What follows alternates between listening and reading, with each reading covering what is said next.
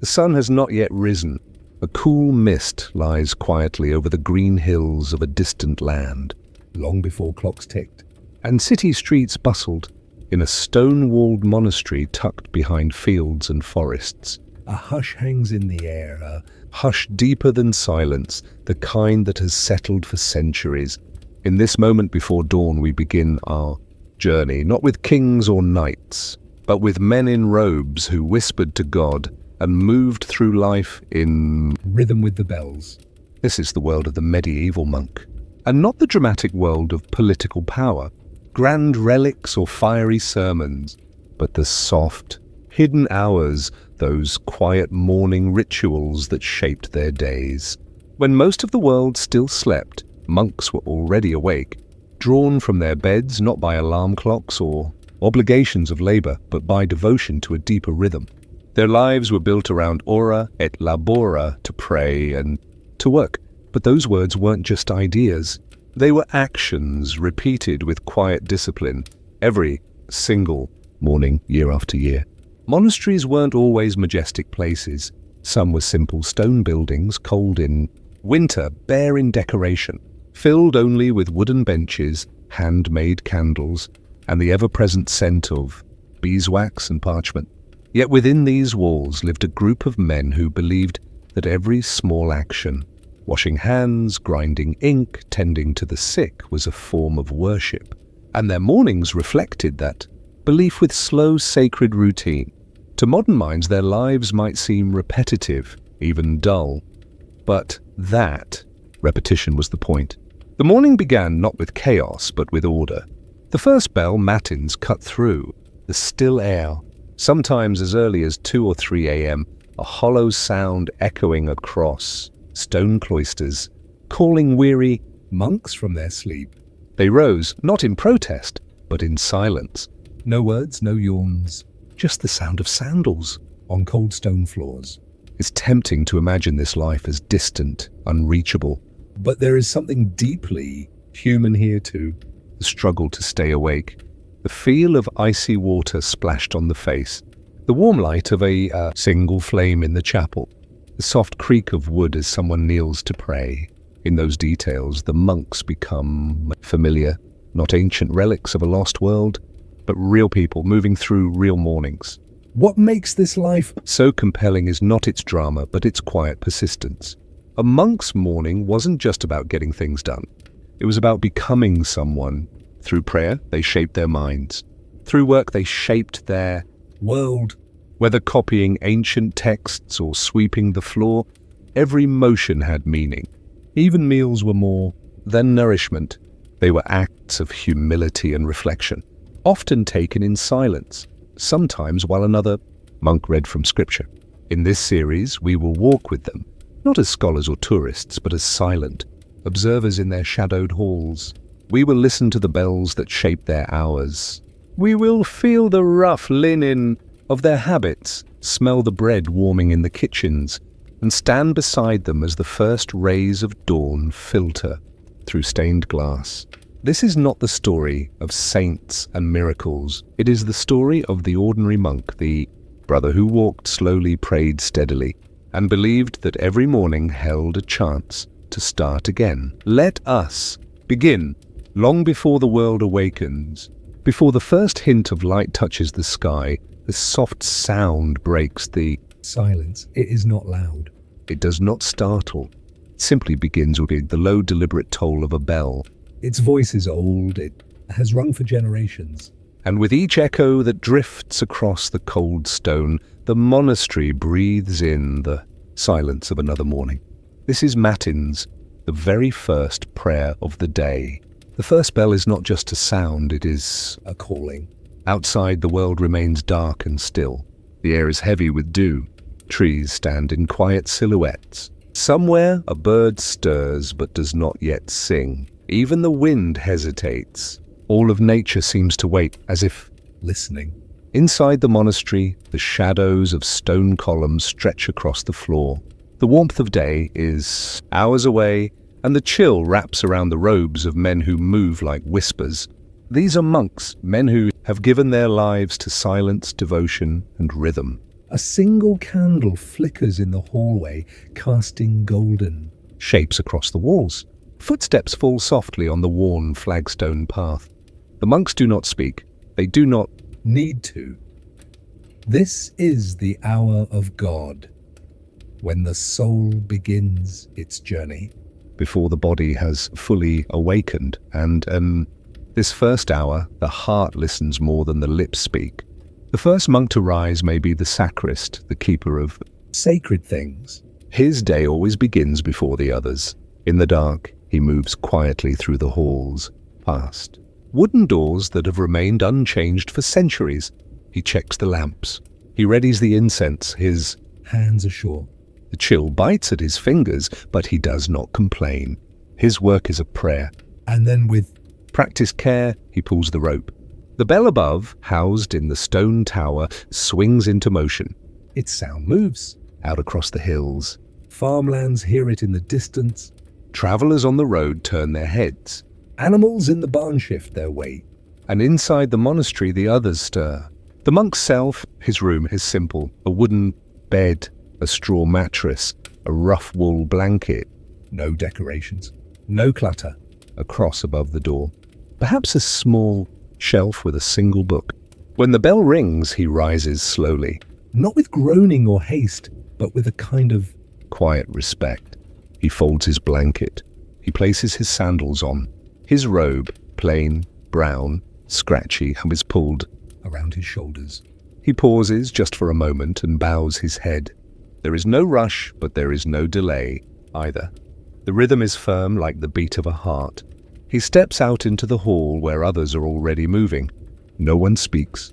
The sound of robes brushing against stone, the creak of a door opening, the soft click of wooden sandals. This is the beginning of every day, and it has been so for hundreds of years. The chapel is not far. Down the hallway, through the cloister, and into the sacred space. As they walk, their eyes adjusted to the soft glow of candlelight, the smell of wax, of cold stone, of incense from the night before, all mix in the air, a raven might call in the distance. But here inside, time feels slower, older, holier. The monks enter the chapel, not as individuals but as one body. Each man finds his place. A wooden seat carved with care. A space worn, smooth by years of kneeling. The benches are simple. The altar stands ahead, unadorned. The crucifix above it reminds them why they are here. Matins begins not with noise but with breath. A deep inhale. A bow of the head, and then slowly the chant begins. One voice, then two, then many. It is not music to perform, it is prayer in sound, words from the Psalms. Ancient Latin phrases, though we need not understand them to feel there. Wait, the voices do not rise in glory, they rise in surrender. There is no hurry, no climax, no applause, only a steady, meditative flow of sound like water over stones. This is not about performance, it is about presence. And in that long hour, the outside world seems to fade away. There are no markets, no wars, no rulers, or peasants.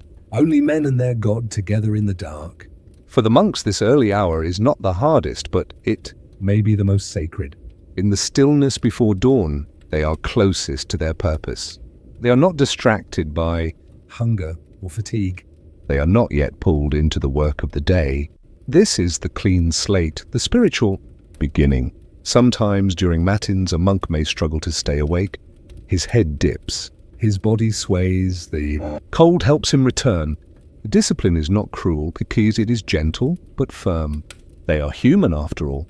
But each time, the voice dips, another monk carries the chant forward. Like a boat on a calm river, the prayer continues. After the Psalms come the readings, passages from Scripture.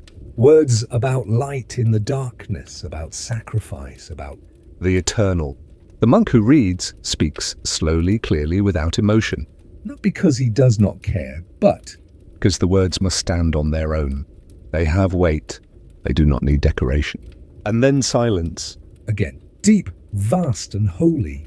The kind of silence you can feel, like a warm blanket over the heart. It lingers. It heals, it reminds them why they are here. By the time Matins ends, the sky is beginning to shift. Not bright, not yet, but the black is giving way to blue. The faintest light brushes the edges of the stained glass. A breeze may move through the cloister. A leaf falls silently to the ground.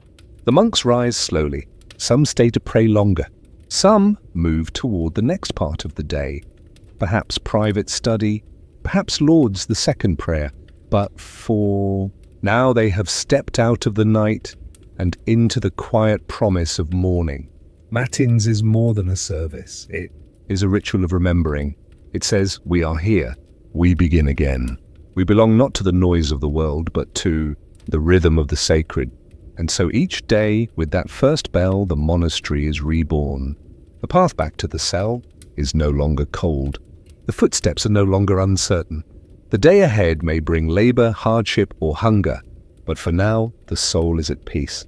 The world is still half asleep, but the monks have already spoken with the divine, in whispers, in shadows, in candlelight. They return to their cells, not to sleep, but to carry the silence within them. And outside, at last, a bird sings. The last echo of the Matins chant fades into the cold stillness of the monastery. The monks, robed in thick wool to fight the lingering bite of night, rise from their places with slow, deliberate motion. Their sandaled feet make the softest whisper across the stone floor as they begin their quiet procession back through the halls. Not a word is spoken. Their breath fogs faintly in the air. The candle flames flicker in thin glass holders, sending long shadows down the passageways like watchful sentinels standing guard. The architecture around them does not merely shelter, it sculpts the experience of every hour. The stone is old and porous, holding centuries of chill. The walls feel damp to the touch in some places where moisture never fully leaves, and still there's a reverence in the way the light touches these stones, a kind of quiet dignity in their endurance. These aren't just halls. They are veins through which the lifeblood of the monastic day flows.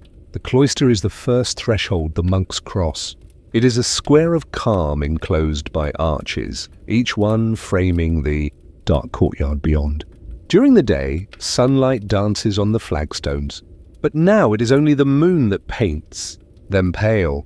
The sound of walking is hollow here, echoing under the open roof and bouncing off the bare walls. The cloister is not for conversation. It is for movement and meditation. Monks glide through it, never hurrying. Each footfall is part of a larger rhythm, a beat that has played since the monastery's foundation.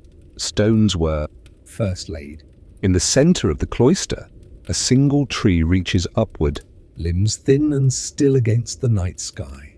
In summer, it blossoms quietly. In winter, it stands stripped of everything, like the monks themselves, bare before. God, this tree is no accident. It symbolizes rootedness and renewal, life within stillness. Few stop to look at it in these early hours, but all pass it, and all know it's there. Turning left, the procession enters the dormitory wing. These are not the grand sleeping quarters of noble houses. They are simple, elongated rooms lined with narrow, wooden beds, no more than planks softened by woolen blankets. Each bed is separated by a low partition, enough to grant a monk his small measure of solitude. Without breaking the sense of brotherhood, privacy is not a priority here. Humility is, a monk's life is not his own. It is shared with God and with his brothers. There is no fire to warm this space. The cold is part of the discipline. It seeps into the joints and teeth, a constant reminder of the body's frailty and the soul's resilience. Sleep, when it comes, is light and easily broken. No one complains of cold here. That would be vanity, a turning of the eyes inward when they should be fixed on eternity. Many monks return briefly to their beds after matins, resting until the next bell. Others kneel by their bedsides, heads bowed, whispering soft prayers into the stillness. A few pace quietly, meditating as they walk, letting the cold sharpness of the stone beneath their feet focus the mind. The dormitory at this hour feels less like a place for rest, and more like a holding chamber for wandering thoughts. It is here that the silence deepens, takes on a kind of weight, not oppressive, but enveloping. It wraps itself around each monk like an unseen cloak. From the dormitory, a narrow stair descends to the chapter house, the intellectual and administrative heart of the monastery. It is here that monks gather after prime to read, to hear rules, to confess, and to be corrected. But, even now, while empty, it holds a quiet tension. The walls are thick, the windows small. A single candle left, burning on a central table, gives the room a golden glow, its light failing to reach the edges. There is a hush here, as if the stone itself listens. The chapter house is circular, or rectangular depending on the monastery's design, but always built to focus attention inward. The abbot's chair faces the others, raised slightly, not in pride but in duty. The monks sit along the sides, their backs to the cold stone walls, often without cushions, their legs crossed or folded beneath them.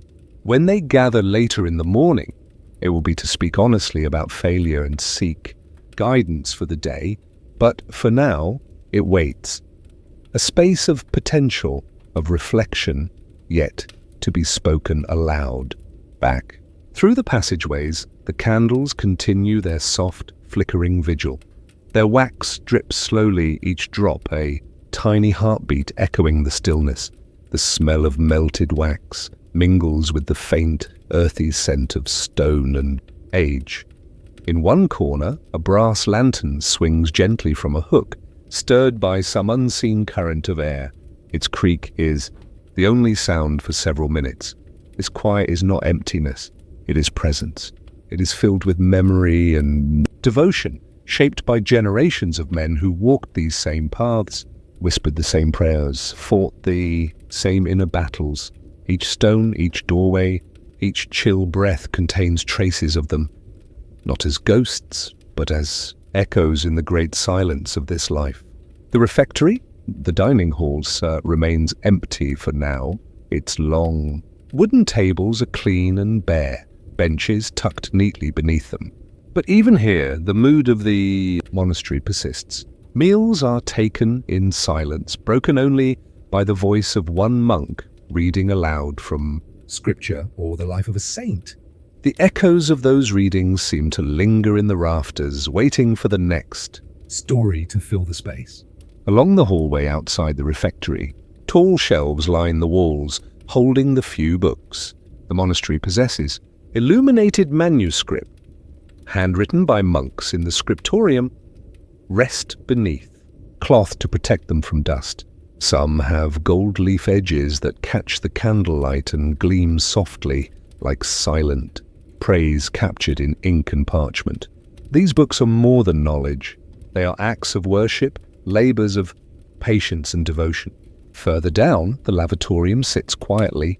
This is the space where monks wash their hands. Before meals, a routine tied to cleanliness but also to purity of spirit. The basins are made of stone, cold to the touch and fed by narrow copper pipes. Water trickles faintly, even now, offering a whisper of sound in an otherwise breathless world. It is not just the body that is cleansed here. It is intention. To eat, to pray, to speak, even to think, all must begin with clean hands and a clear mind. The ambient chill never truly fades, no matter how many candles burn, the monastery remains a cold place. But in that coldness, the monks find discipline. They do not seek comfort here.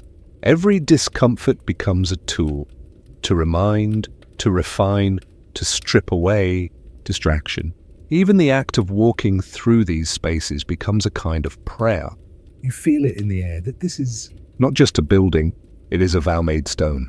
At times, the wind outside howls past the narrow windows, reminding the brothers that the world beyond still moves.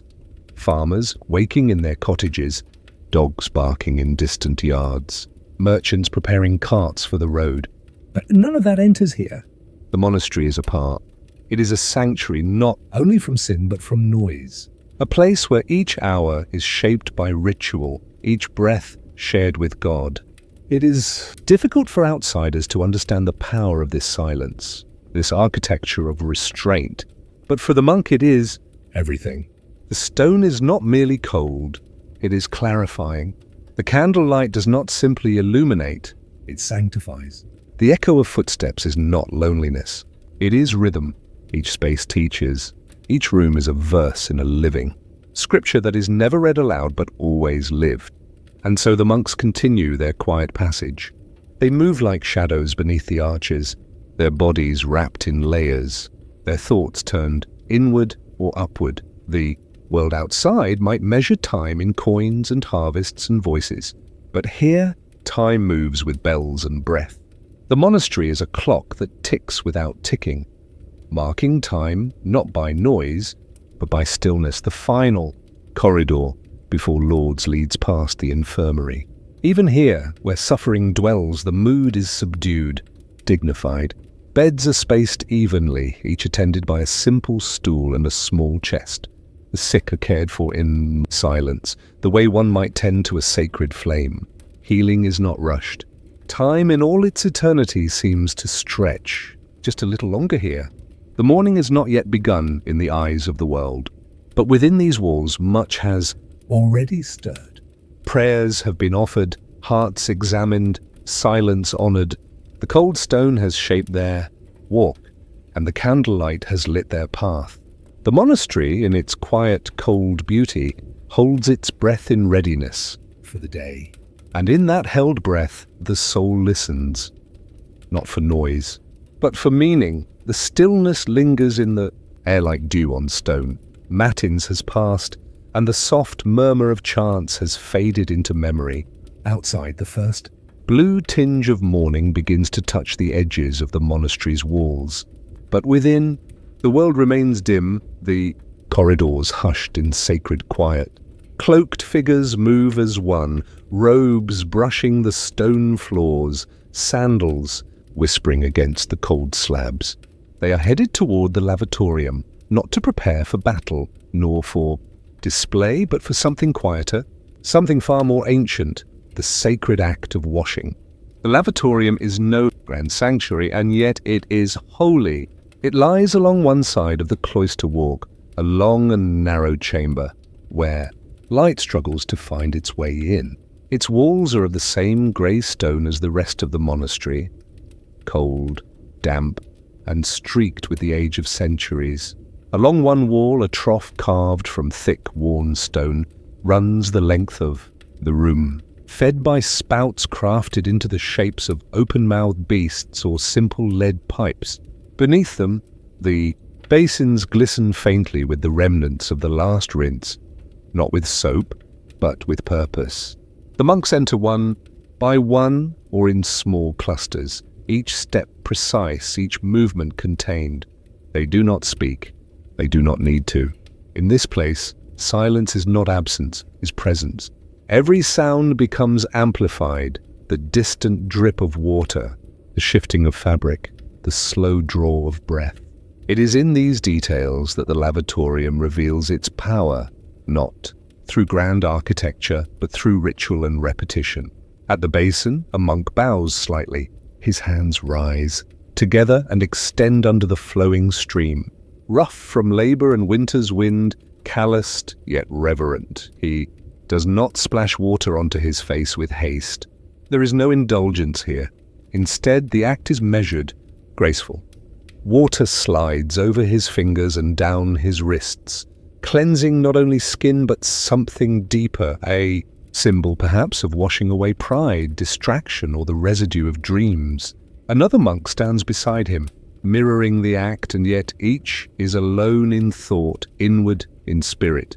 The lavatorium is not merely a utility, it is a space of transformation.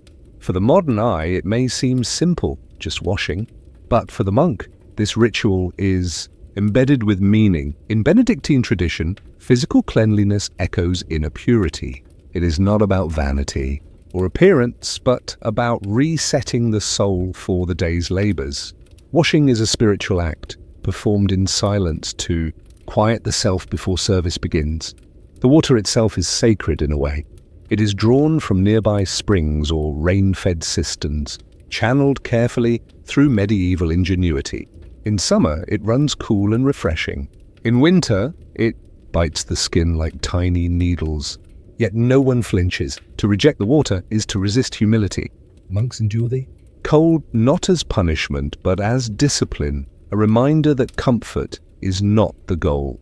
Clarity is. Many of the lavatoria across medieval Europe featured inscriptions or carvings above the basins, verses from scripture or Latin phrases such as "Unda cor meum que labia mea," cleanse my heart and my lips. These were not decorative but functional.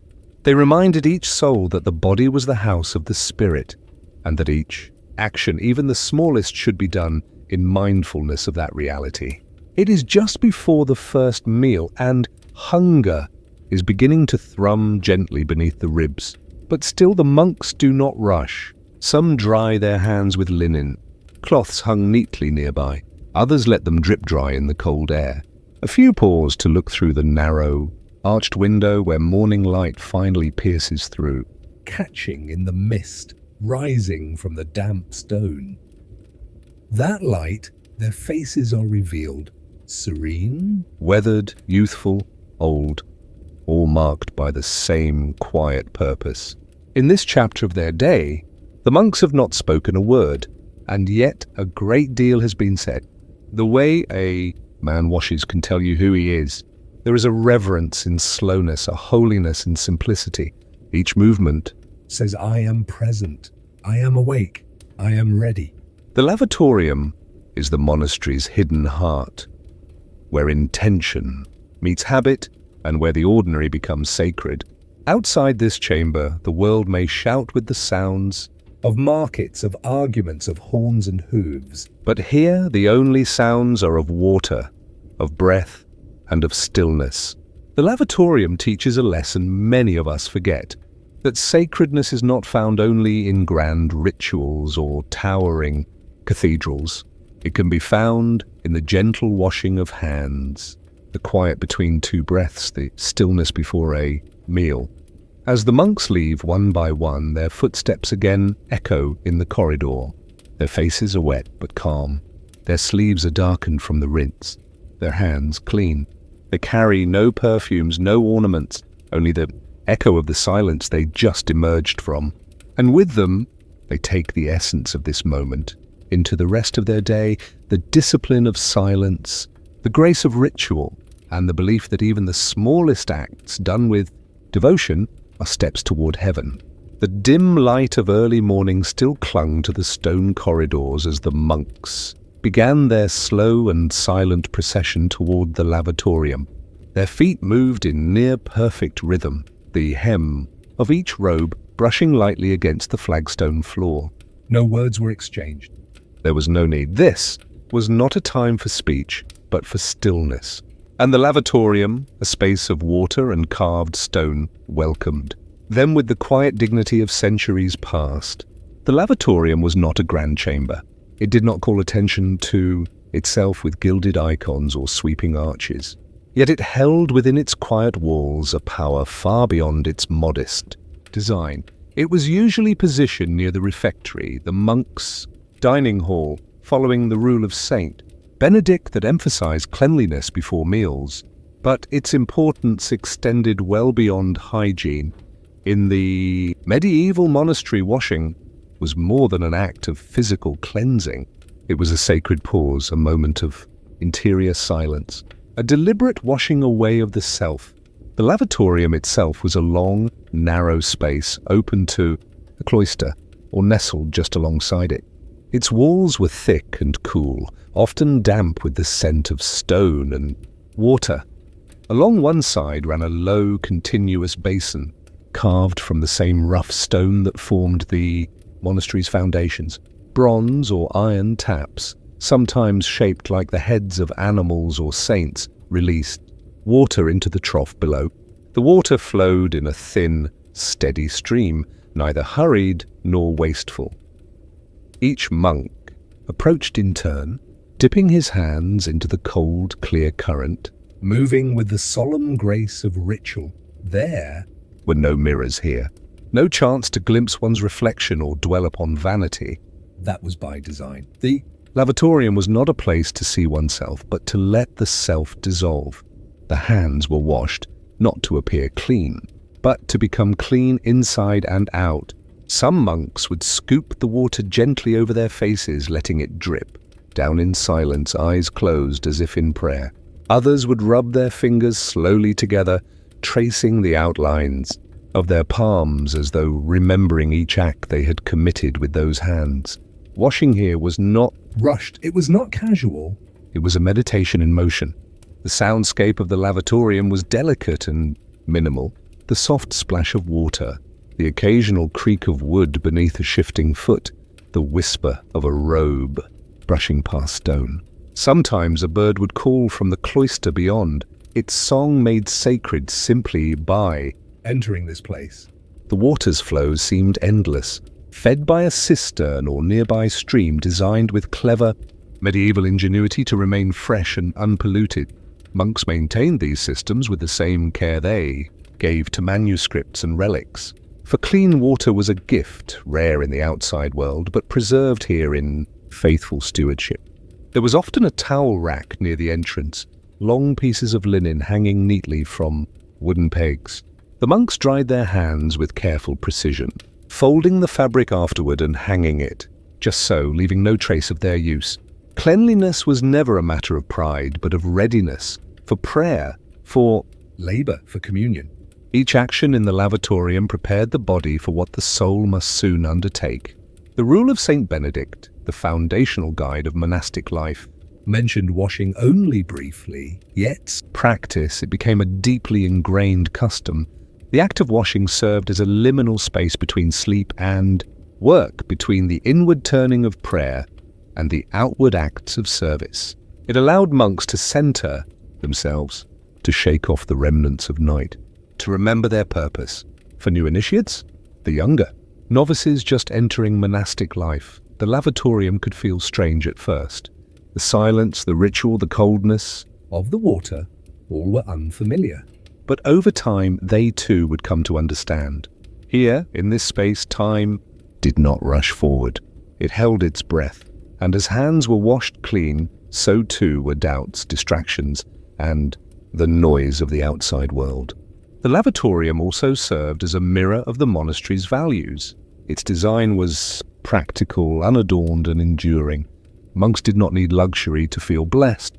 They needed rhythm, clarity, and humility. The simple act of washing became a daily touchstone, reminding them of who they were, not in the eyes of others, but in the quiet gaze of God.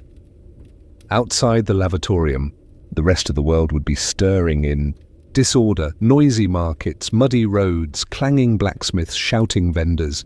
But here in this sheltered world, time unfolded differently. The monks were not hurried. They moved as if every action had weight, as if the soul could be touched through the fingertips. During high feast days or solemn liturgical periods, even the washing ritual might shift slightly, perhaps done at a different hour, or with the added presence of incense or chant. But the core remained unchanged. It was not the variety that gave meaning to the lavatorium, it was the repetition, the steadfast return, the silent discipline. Some scholars suggest that monks may have meditated on scripture during these moments. Not aloud, of course, but inwardly, reciting psalms or prayers in their hearts as the water touched their skin. Imagine the murmur of verses like, "Cleanse me with hyssop, and I shall be clean. Wash me, and I shall be whiter than snow," echoing gently within each mind, even as the physical act gave form to those words. The lavatorium was also a site of communal memory. Though no one spoke, the monks knew each other's rhythms, the gentle way Brother Thomas washed his hands twice over, the swift but reverent movements of Brother Julian, the long pause that marked Brother Ambrose's silent contemplation. In this shared stillness, bonds were formed, not by words, but by presence. Over the centuries, lavatoria in different monasteries took on slightly varied forms. Some were enclosed within elegant stone arcades, others built with timber and plaster, but always they were spaces of flow, of movement without sound, of cleansing without performance. A kind of unspoken sermon took place there each morning, preached, not in words, but in water. The lavatorium was also a reflection of monastic self-discipline. The monks' lives were not merely structured by bells and prayers, they were sculpted by habits. And it is in such small repeated acts that a life of devotion is truly formed. Washing one's hands might seem a minor thing, but done with care, done with reverence, it becomes a thread woven into the fabric of the sacred. As the last monk stepped away from the basin, drying his hands slowly with the linen cloth, the lavatorium grew still once more. The water continued to flow, steady and patient. Soon it would welcome the monks again, before their next meal or after time in the fields. But for now, its role was complete. The silence lingered a moment longer, like a final breath. Then the monks moved on, toward the refectory, toward labor, toward the day's unfolding. And behind them, the lavatorium remained, a quiet sentinel of stone and water, carrying forward 1,000 years of morning ritual. In the modern world, where speed and noise often rule the start of each day, this ancient washing ritual reminds us of a gentler beginning. A beginning marked not by urgency but by intention, not by lists but by presence. The lavatorium stands as a quiet monument to the idea that even the smallest actions, done with care, can lead the soul toward peace. The cold breath of the monastery lingers in the cloisters as matins ends. But something stirs. A change is coming, not sudden but soft, like warmth under a door. The bell rings again, slower this time, deeper. It is the call to Lauds, the morning praise, and with it the promise of light. The dark sky outside is thinning. Somewhere, beyond the walls, the sun has turned its face toward the world again. And here, behind thick stone and thick silence, the monks rise once more to meet the dawn, not with noise or haste, but with a reverence born of rhythm of ritual, and of generations that have watched the sun return and thanked it faithfully. They walk in, single file again, hoods still raised, eyes low. The long-shadowed corridors are slowly warming. Candles flicker, less defiantly now. The walls, once grey and cold, begin to take on the faintest blush of colour. Day is entering, quietly, respectfully, as though it knows the monks were here before it. Their feet whisper along the stone, and with each step toward the chapel, the darkness behind them fades just a little more. The chapel at dawn is not the same place it was during matins. Then it was a cave, an echo chamber of breath and chant. Now something has shifted. As they enter, the eastern windows are catching the first traces of gold. Not full sunlight, not yet, just the suggestion of it. A hint that day is waiting, patient and sure, outside the thick glass. The air, too, is different. It holds the scent of dew and moss, the breath of gardens just waking beyond the cloister. Lauds begins without announcement. There is no sermon, no introduction. It is simply the next breath in the lungs of the monastic day. Voices rise not as performance, but as offering.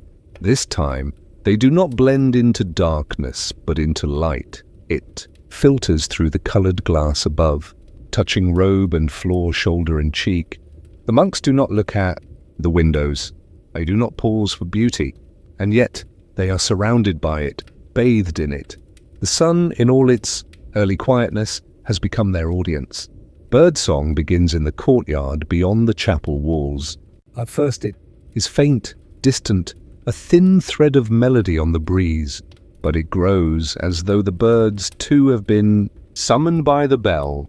The choir of feathered voices joins the monks' Gregorian tones, not in harmony but in coexistence. One old and ordered, the other wild and untrained, both sacred in their own way, both rising with the same morning. The prayers at Lauds are different from those of matins, where matins dwelled in the dark. On psalms of longing, vigilance and night fears, Lauds lifts the spirit. The psalms chosen for this hour speak of praise, of gratitude, of creation itself. Let everything that has breath praise the Lord, one voice intones, and Indeed, everything seems to... The rustling of trees, the calling of crows, the breeze curling through the chapel. Window, each sound becomes part of the sacred. Some monks close their eyes as they chant, feeling the sunlight creep across their faces like a hand. Others keep their eyes low, lips moving over memorized lines that have passed through mouths centuries old. The prayers are not new, but each morning they are renewed. Each Lord's is a resurrection of the same words, the same hope, the same trust. That day will come again. And again, and again. The architecture of the chapel is designed for this moment. Tall windows face the east on purpose, not for decoration, but for divine alignment. The light, as it rises, moves like a brush over ancient stone. It illuminates. Carved saints glimmers against polished chalices and casts long shadows that walk the floor ahead of these monks. The chapel becomes not just a building, but a sundial, a calendar, a reminder that time moves through, light and prayer together. A bell outside tolls softly, not a command, but a signal. The world is now awake. Farmers beyond the monastery gates are hitching their oxen. Merchants are opening shutters. Bread is rising in village ovens. But inside these walls, time is measured differently, not by labor or commerce, but by devotion. This early hour belongs not to the world, but to the soul. One monk lights a larger candle near the altar. Its flame dances brighter than the rest, catching the eye without trying. It's not ceremony, it's simply light for the coming hour, but something about it feels symbolic. The dark is over. The day has begun. And though the schedule ahead is strict, manual labor, silent meals, more prayer, there is a moment now of softness. A breath between duty, a pause in which to simply be. The Lord's service continues. There are responsories now, call and answer. One monk speaks, another replies. Not in argument, but in affirmation. Their voices do not rise or fall with emotion. They remain steady, disciplined. Yet within that steadiness there is a kind of peace, like still water, deep and clear. They do not need to shout their praise. It is enough to speak it together. The abbot remains seated. Through most of the service, his face unreadable but calm.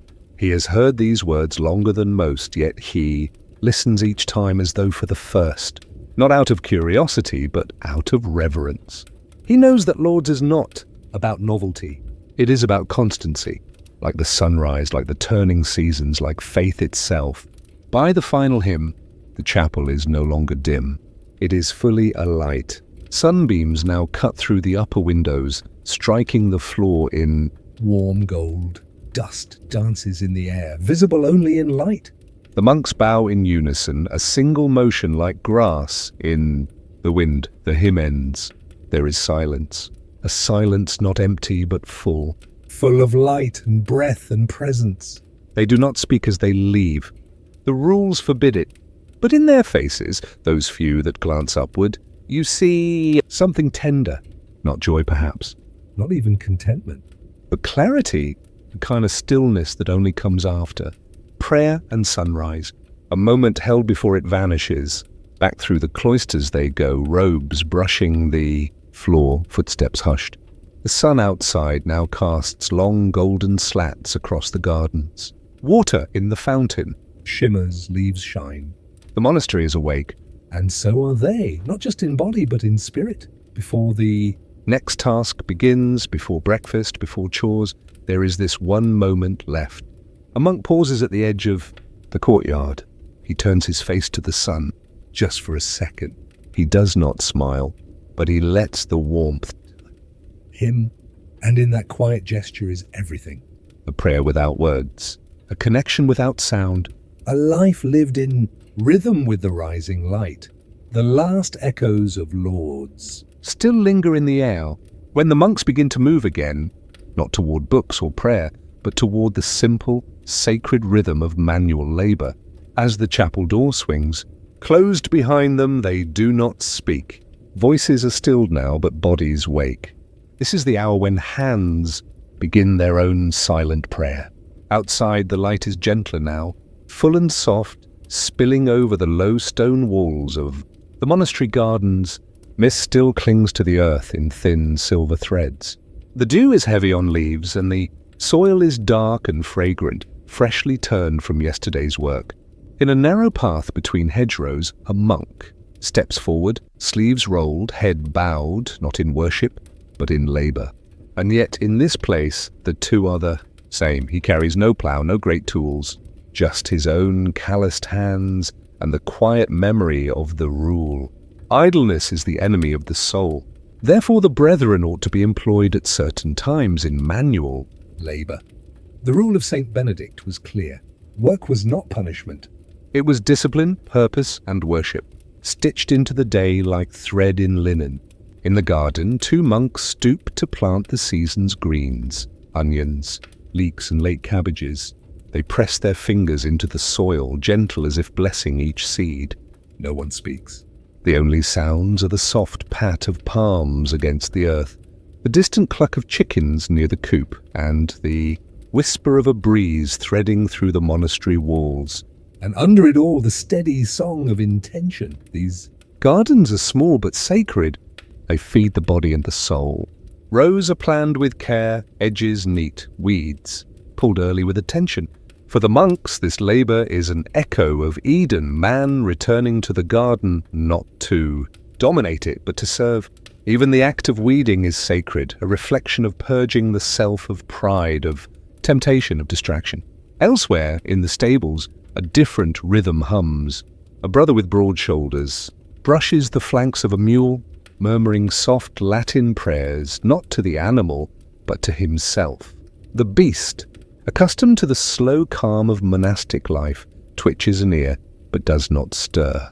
The stable smells of hay and leather, warm fur, and fresh air. Sunlight filters in through small slats above, catching the floating dust like drifting gold. This brother, Brother Theo, has been tending the stables for over a decade. He rarely joins the garden labourers or the scribes. His work is in bridle and hoof, saddle and straw. But he too lives by the same words, ora et labora, pray and work. There is no separation. As he pitches straw into the feed trough, his lips move in silent rhythm with his hands. Even this, lifting, brushing, feeding is prayer. Prayer through motion. In another wing of the monastery, the scriptorium is silent but alive. Here, in a long, high-ceilinged room with arched windows and uneven glass, daylight pours over parchment like water. The windows are open slightly. You can hear birdsong and feel the cool air drifting in, mingling with the sharp scent of ink and vellum. A monk sits hunched over a manuscript, quill in hand. His eyes are narrowed in concentration, but his posture is calm. He dips the quill into the ink with practiced grace. Every letter he forms is deliberate. The script must be uniform, every margin exact. The weight of what he copies, psalms, saints' lives, sermons, is not lost on him. This is not creative writing. This is replication with reverence. He does not rush. One page might take him a week. But time is not the master here. Devotion is. The script becomes a liturgy of its own. Swoop, lift, mark, breathe. Again. He is not the author of these words, but he is their servant. Sometimes small illuminations are added. Gold leaf pressed gently into the page, or the curl of a vine twisting up the border. These are not distractions. They are offerings, a gift of beauty for the next monk who reads, or for God who sees even what men do not. Down below in the kitchen cloisters, the ovens are already warm. Thick stone walls trap the heat, and the smell of baking bread clings to the air like incense. A round-faced monk kneads dough on a wooden table dusted with flour. His hands are broad, his movements rhythmic and sure. He knows the recipe by heart. White flour, spring, water, a pinch of salt, a whisper of leaven. It is humble food, but it must be enough. Behind him, another brother stirs a pot of lentils over the fire. The pot is blackened from years of use, the handle wrapped in cloth to keep from burning the skin. He moves the spoon in wide circles, patient, thoughtful. There is no rush. The meal is for Dozens, and it must be simple filling silent. In these quiet tasks, digging, mixing, stirring, sweeping, there is no applause, no reward, no finishing bell. Only the awareness that this too is monastic life. That in lifting a spade or spoon or stylus, the monk draws closer to the divine. That sweat can be as sacred as silence, that the work of the hands is not below prayer, it is prayer. Occasionally, a younger monk may falter. His grip on the quill may slip. His eyes may glaze over from tiredness in the garden. His fingers may cramp from the cold. But the older brothers do not scold. They correct gently without judgment. They know the body, like the spirit, must be trained.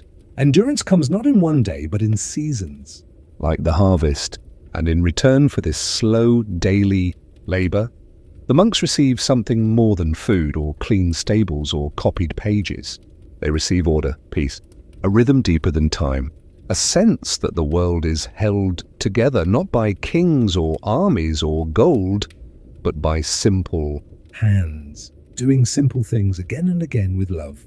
As the sun climbs higher, the garden warms, the ink dries, the bread rises, the hours slip by without hurry. And all across the monastery, unseen by the world, monks keep working. They mend robes. They haul buckets from the well. They oil the hinges of a squeaking door. They rake the courtyard gravel smooth again. No one tells them this matters, but they know it does. Eventually the bells will ring again, a signal to pause, to gather, to pray. But until then they labor in the silence of sacred purpose, because in this life to work is to worship, to move is to remember, to serve with the hands is to still the heart. And here, in the quiet halls of stone, that is enough. Before the first rays of sunlight spill fully across the cloisters, before the smell of bread drifts from the kitchens or the clang of buckets echoes from the stables, a few quiet figures make their way through the dew-covered grass toward the gardens. Their sandals press softly into the damp earth. Their robes trail behind them like shadows. The silence is almost complete, but not empty. It is filled with the hush of rustling leaves, the distant sound of morning birdsong, and the occasional creak of a wooden gate opening. This is the sacred hour when the monks of the monastery begin their gentle communion with the earth. The monastery garden is not an afterthought. It is not just a place for vegetables and herbs. It is a place of rhythm, of life, of quiet labor, wrapped in reverence. It is both practical and holy, all a mirror of the inner life the monks cultivate within themselves. Just as prayer orders the soul, the garden orders the land. The morning hours, still cool and cloaked in mist, are the perfect time to tend to this patch of creation. The garden itself is arranged with the same intention as the chapel. Neatly partitioned beds hold rows of leeks, onions, and cabbages. Small fig trees lean gently against stone walls warmed by yesterday's sun. Clusters of lavender hum with bees. Thyme creeps over the edges of low walls, and the pungent scent of rosemary clings to the air. Nearby, in a separate section reserved for medicinal herbs, you'll find wormwood, comfrey, and yarrow. Each plant is known by name, nurtured by the same hands that turn pages in the scriptorium and fold together in prayer. This morning, Brother Matthew walks the narrow stone path that winds through the garden's center. His fingers trail across the leaves as if in silent greeting. He carries a small basket woven from willow, light as air, and begins his work without a word. He moves to the parsley beds first, bending slowly, pulling out a few wilted leaves with care. There is no rush in his movements. He has done this hundreds of times before and will likely do it hundreds more. Each motion is gentle, meditative. It is not just gardening. It is a form of living prayer. In another corner, Brother Anselm tends the orchard. He is older, his back slightly bent, his hair white at the temples. He carries a cloth satchel and a wooden pruning hook. The trees around him are silent companions, apple and pear trees mostly, with bark rough and cool under the palm. he murmurs quietly as he moves from one to the next, trimming here, inspecting there. A few early apples have begun to swell, and he smiles faintly as though greeting old friends. The orchard is not large, but it has been planted with care, trees spaced evenly for air and light, their roots sharing soil as the monks share silence. The rhythm of the garden is unlike the rhythm of the outside world. There are no bells here to signal the next task, no voices shouting across fields, no carts or hoofbeats or clatter. There is only the breath of the land, slow, even patient. In this space, the monks tend not only to plants, but to peace itself. The rule of Saint Benedict reminds them that manual labor is sacred. Whether copying scripture or harvesting mint, the heart must be present. The hands and soul must work together. As Thason rises higher, the garden begins to change. The morning dew evaporates from the broad cabbage leaves. Bees become more active, darting between chamomile blossoms and flowering sage. A squirrel chatters from the stone wall near the ivy. Even the soil begins to warm. The shadows grow shorter. But the monks remain unhurried. Each weed removed is a small act of order. Each vine tied is a gesture of care. There is no performance here, no audience, only the slow unfolding of a task done with love. Near the garden gate stands a small wooden shed, dark and simple. Inside are terracotta pots, bundles of drying herbs, old tools with handles worn smooth by generations of use.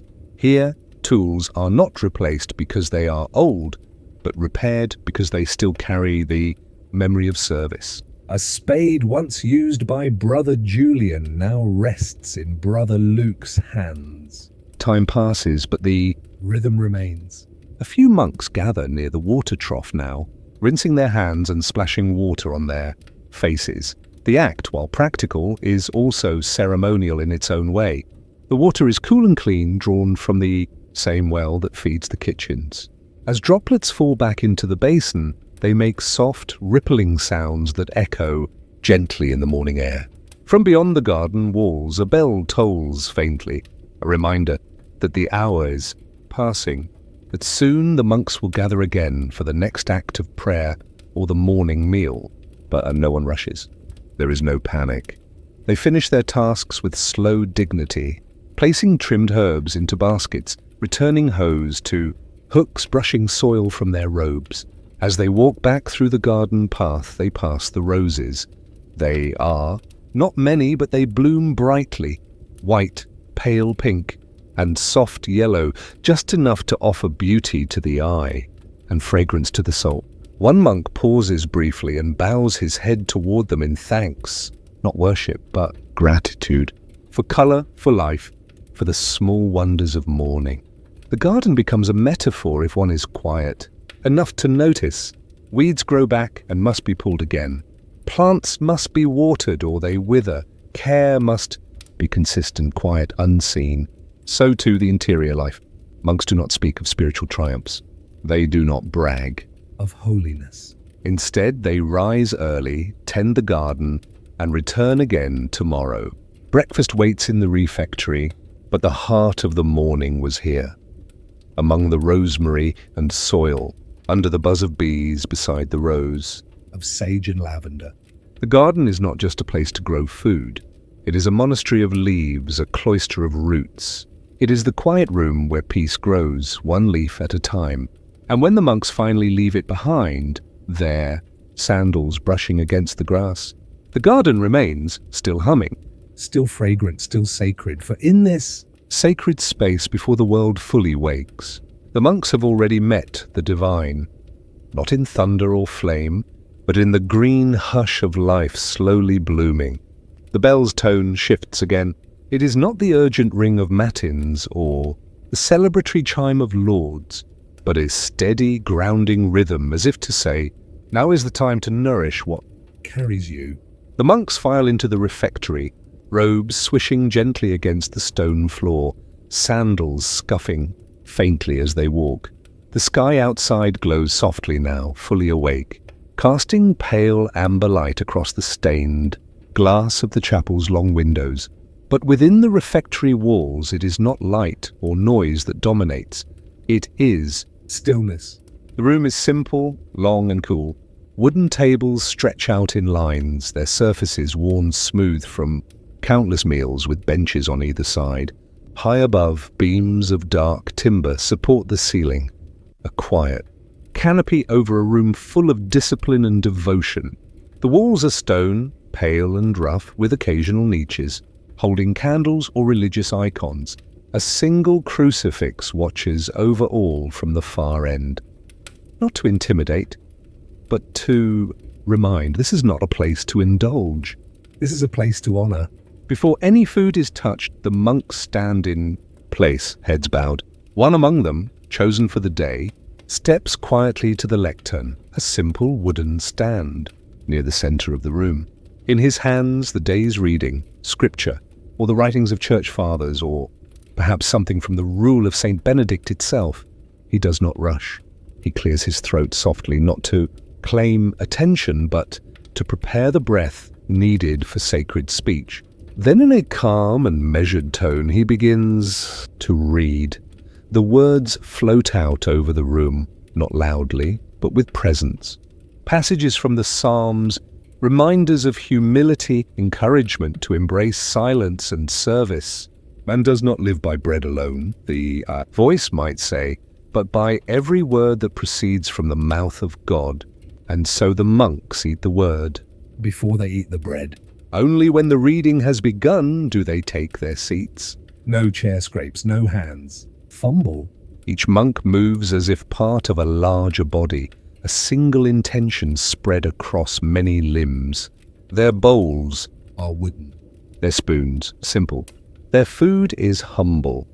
Warm porridge made from grains harvested in their own fields, or coarse bread, or a few lentils cooked with herbs from the garden. Sometimes a piece of cheese, rarely fruit. There is no meat, of course. The rule of Saint Benedict discouraged it for all but the sick or infirm. The diet is meant to sustain the body, not satisfy desire. Eating is not indulgence here, it is obedience. It is nourishment with intention. The silence during the meal is complete, except for the voice of the reader. And even he reads not as one performing, but as one delivering a message that is not his own. The rest eat slowly, each motion quiet and deliberate. The scrape of a spoon in a bowl, the soft tearing of bread, the sound of a robe shifting as a monk adjusts his posture. All of these become the day's morning music. The purpose of the silence is not only discipline, it is a chance to reflect. Each monk listens to the reading while tasting each bite of his food with attention. He thinks on the lesson, the verse, the moral. He chews with gratitude. He swallows with thought. In every act, he practices presence. There are no glances across the table, no gestures, no raised eyebrows. Eye contact is minimal, not out of coldness, but out of respect. Each man turns inward, listening not only to scripture, but to the quiet voice within himself. He may contemplate his failings or the tasks ahead. He may offer up thanks. He may simply rest in the rhythm of the meal. But whatever he thinks, he does it in quiet. Fellowship with his brothers. Sometimes the monks eat outdoors in warmer weather, in the cloister garth, where the sun falls gently between stone arches and birds sing in the hedges. But even there the silence holds. It is as if the hush inside the walls stretches outward with them, a sacred atmosphere they carry wherever they go. The role of the reader is not an easy one. He must wake early and prepare. He must read clearly, slowly, and with sincerity. It is said that the spoken word nourishes the soul as much as food nourishes the body. And so if the reader stumbles or mumbles, he is gently corrected, not to shame him, but to ensure that the food of the Spirit is not wasted. On holy days, the readings are longer. On feast days, they may be joyful. On penitential days, they may be grave. But always they are chosen with care. The refectorian, the monk in charge of the dining room, has his own duties. He prepares the table, ensures the bowls and spoons are clean, lights the candles in winter's dark, and signals when the reader may begin. After the meal, he sees that everything is cleaned, dried, and stored. Even in these duties there is prayer. To work in silence is to serve in silence. To wash a bowl is to wash away pride. Every motion is sacred. Meals are usually taken twice a day, one after the morning's prayers and work, and another in the evening before sunset. But this first meal, the one after Lord's, is perhaps the most contemplative. It comes after hours of prayer and labour. The monks are hungry not only for food, but for peace, and this simple meal gives them both. The seating arrangement often reflects hierarchy, though subtly. Seniors and the abbot sit toward the head of the table. Newer novices take places at the end, but no one is treated with the more or less kindness. There is no competition, no boasting. Even the portion sizes are equal. The goal is unity, not individual satisfaction.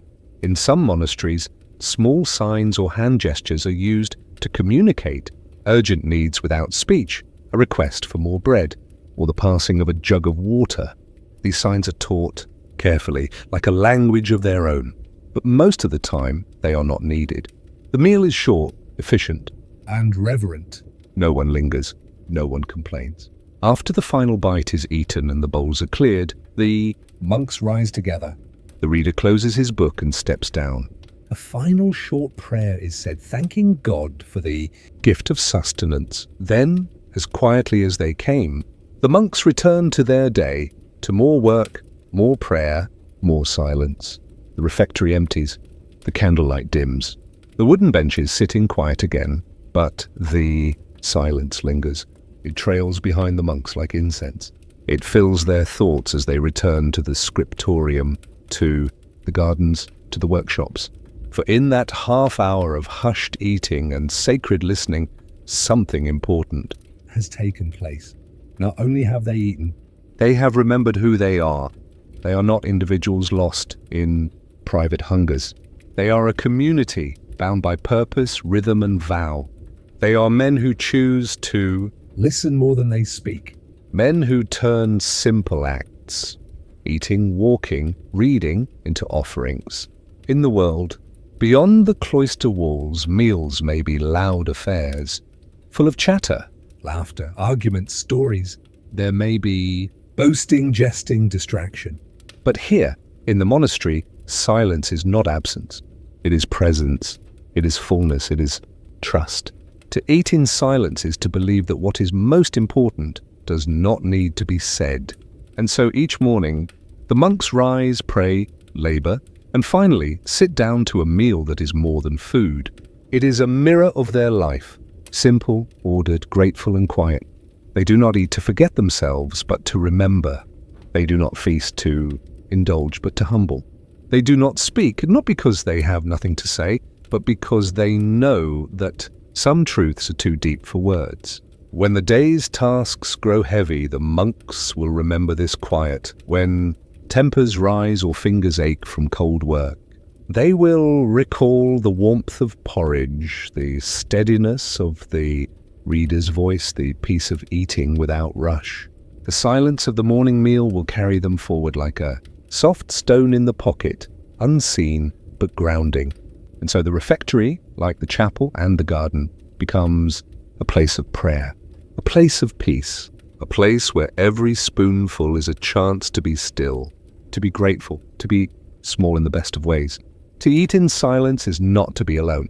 It is to belong to a rhythm older than memory, to a rule wiser than speech, to a God who feeds both body and soul in the quiet moments between words. The morning sun has begun its gentle ascent, casting a warm glow through the cloistered arches of the monastery.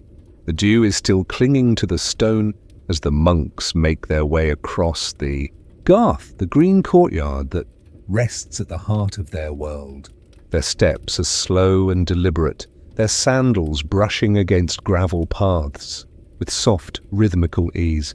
The scent of tilled earth, of damp wood, of distant rosemary and lavender from their garden still hangs in the cool morning air.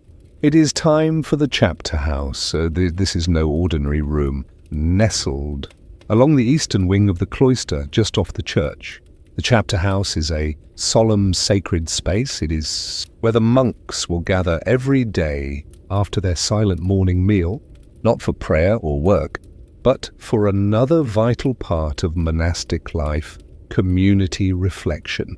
Here, the rule of Saint Benedict will be read aloud. Here, transgressions will be admitted, forgiveness offered, guidance given. This quiet domed chamber is the heartbeat of their discipline, the compass of their conscience. As you approach, the door stands open, not grand, but wide, enough for every soul to pass through equally. No one walks in hurriedly. There is no rush, no anxiety, just the weight of the day and the welcome of a ritual that shapes their hearts. Inside, the chapter house is round or sometimes rectangular, with stone benches built along its perimeter. There are no thrones, no pedestals, just low, even seating, simple stone, softened by the decades of robes that have swept across them. The abbot, the spiritual father of the community, sits among them, not apart from them. His place is near the center, but not exalted. The only object that marks his station is a wooden lectern upon which the great rule will rest. The light filters in through stained glass slits or narrow windows above.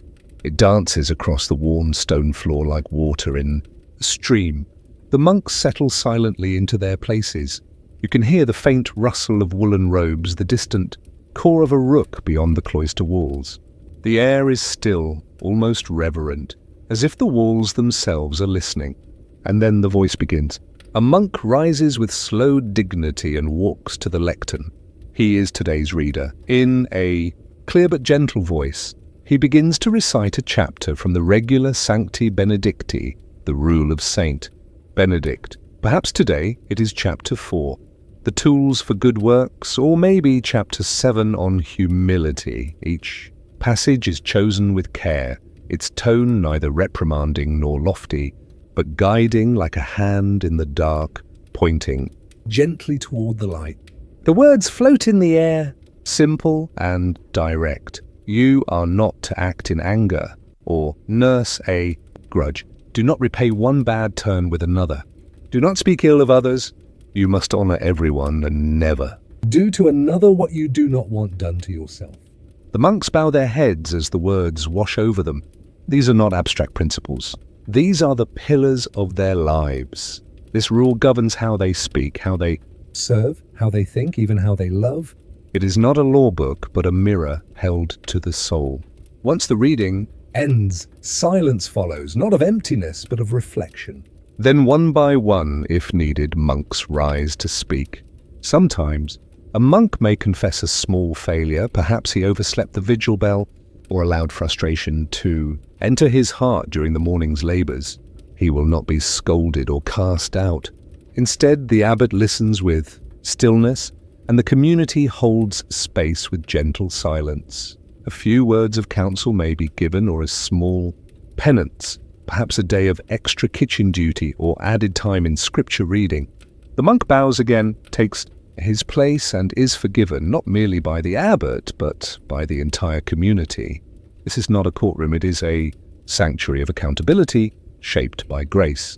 The monks are not trying to be perfect. They are trying to be whole. And wholeness, they know, only comes through honesty, humility, and love that does not humiliate. Some days the gathering is solemn, on others practical. A monk may rise to share news. A cartwheel broke on the monastery's wagon. A visitor is expected at the gatehouse. The weather is shifting. The bees are more sluggish. It may be time to bring in the herbs early. Here, the affairs of the soul blend with the affairs of the day. And sometimes there is laughter, not loud or disruptive, but the quiet chuckle of shared memory or the gentle smile when someone forgets their words and begins again. Even here, in this chamber of discipline, joy has its place. In older monasteries, the chapter house floor might cover the tombs of past abbots, their presence lingering like whispered prayers beneath every footstep. The living and the dead share the space, as they always have. Time folds here. One monk may speak of something as trivial as a garden fence needing repair, and his Voice echoes with centuries of those who said the same. You can feel the rhythm of this ritual, how it anchors the community, how it cleanses like water, how it reminds each soul that it belongs, that it is seen. There is also grace in how disputes are resolved here. If two brothers have disagreed, a rare thing but not impossible, it is. Here they are encouraged to speak. Not to accuse, but to understand. The rule insists on reconciliation before the day's done. And so in this circle, words are spoken softly. A bowed head. A murmured apology, a hand laid gently on a shoulder. Nothing more. No shouts, no pride. Just peace restored again. And what of the abbot? He speaks rarely, but when he does, it is with wisdom shaped by years of listening. He is not a ruler. He is a shepherd. He does not command with fear, but with gentleness. His duty is not to control, but to guide each soul toward God, like a lantern in the night. In many ways, the chapter house is the very soul of the monastery made visible. It is where order is not enforced, but offered, where rules become reflections, where each man is both an individual and a brother. As the gathering draws to a close, the abbot may offer a short reflection on the reading. Not a sermon, but a simple reminder, a few words to carry through the day. Perhaps he speaks of humility, urging them to remember that every task, no matter how lowly, is holy when done with love. Or perhaps he reminds them of patience, of the long, slow work of grace in the human heart. Then he rises and the others rise with him. One by one they bow, not deeply, but sincerely, a nod of spirit to spirit. And silently they begin to file out, returning to their duties. The doors of the chapter house are left open behind them, not because the ritual is over, but because its spirit follows them into everything they do. As the monks disperse, the monastery stirs again. One returns to the scriptorium to copy manuscripts in careful hand. Another walks toward the stables where animals wait for feeding. Two more head for the kitchens, where lentils will be stewed for the midday meal. But something invisible travels with them all, the echo of that morning gathering, the shared silence, the spoken words, the quiet acts of grace. And in this way, the chapter house continues to live. Through each act of obedience, each gesture of care, each thought made still by the rhythms of prayer. For in the rule, Saint Benedict writes, "Let the abbot always remember what he is called and what he is called to do. Let him understand that his duty is more to serve than to rule." This is the heart of the chapter meeting. Not dominance, but service. Not punishment, but healing. Not isolation, but belonging. It is the invisible monastery, the one built not of stone and mortar, but of love, forgiveness, and truth. And so the day moves on, but the chapter house remains, waiting quietly until the next morning, when the sun will once again stretch across the cloisters and the monks will gather in its arms, ready to be shaped once again by the rule of love. The morning light had fully ripened by now. It filtered through narrow windows, slanting in dusty shafts of gold across cold stone floors. Outside, the birdsong had softened, replaced by the hushed rhythms of a monastery at work. But inside the scriptorium, tucked in a quieter wing of the abbey, another kind of silence reigned. It was not the empty hush of idleness or waiting, but the rich, concentrated quiet of intention. The room was still, but it was alive. This is where we walk now, into a chamber where words are not spoken but made, where prayers are shaped with ink, where time bends its knee to eternity under the steady hand of a monk with a quill. Victum scriptorium. A room as solemn as a chapel and as demanding as a battlefield. Here a handful of monks sit at long wooden desks, each angled for comfort and concentration. Their postures are measured, each movement deliberate. Some bend low, shoulders curved like commas, their faces inches from the parchment. Others sit straight-backed, turning pages of reference texts slowly, as if touching something sacred. The smell of vellum hangs in the air, a scent of dried skin and time. Animal hides, stretched, scraped, and cured until they yielded to the will of scribes. The ink is another aroma, faint and earthy, brewed from oak galls, iron salts in aged wine or vinegar. There's also the ghostly tang of candle smoke. even in daylight as candles flickered gently near each desk. Not for illumination alone, but for devotion, flames as witnesses to sacred labor.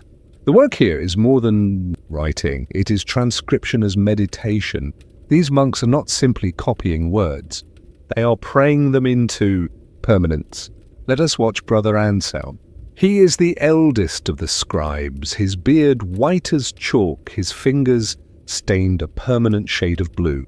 His hands tremble ever so slightly, but his lines are sure. He works on a book Of psalms today, his quill dancing over the page with soft, scratchy music. Each stroke is a gesture of humility. Each completed letter is followed by a pause, not just to breathe, but to reflect, to remember what the words mean. The Lord is my shepherd. He mouths the phrase as he writes it. Not out loud, but in a whisper no one can hear but God. His eyes are dim now, he sometimes squints, but in this room, it is not sight alone that guides him. It is rhythm, ritual, reverence. Across from him sits Brother Cuthbert. Younger by decades, though. He carries the same serenity. He is illuminating a manuscript, a slow, patient process of adding color and decoration to holy texts. Cuthbert works on the border of a page today, painting tiny vines and gold leaf halos around the beginning of a gospel passage. His brushes are fine, barely wider than a single bristle. The colors are ground from minerals, lapis for blue, vermilion for red, gold beaten so thin it flutters like breath. He holds his breath as he works.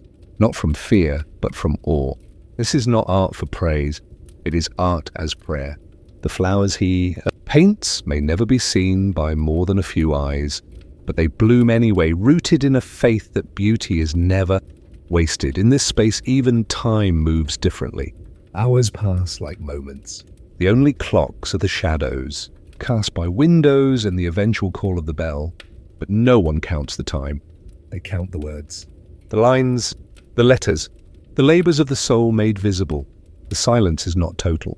The soft rasp of quills fills the room like wine through grass, the rustle of pages, the creak of wooden benches. Occasionally a monk may softly rise and move to the ink table, refilling his small pot.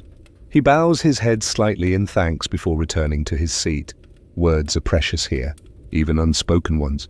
But silence is not absence. It is the presence of concentration, of communion. The rule of Saint Benedict, ever present in the monastery, reminds these monks that idleness is the enemy of the soul. In the scriptorium there is no room for idleness. There is only the sacred act of preserving truth word by word. The scriptorium is, in a way, the monastery's memory.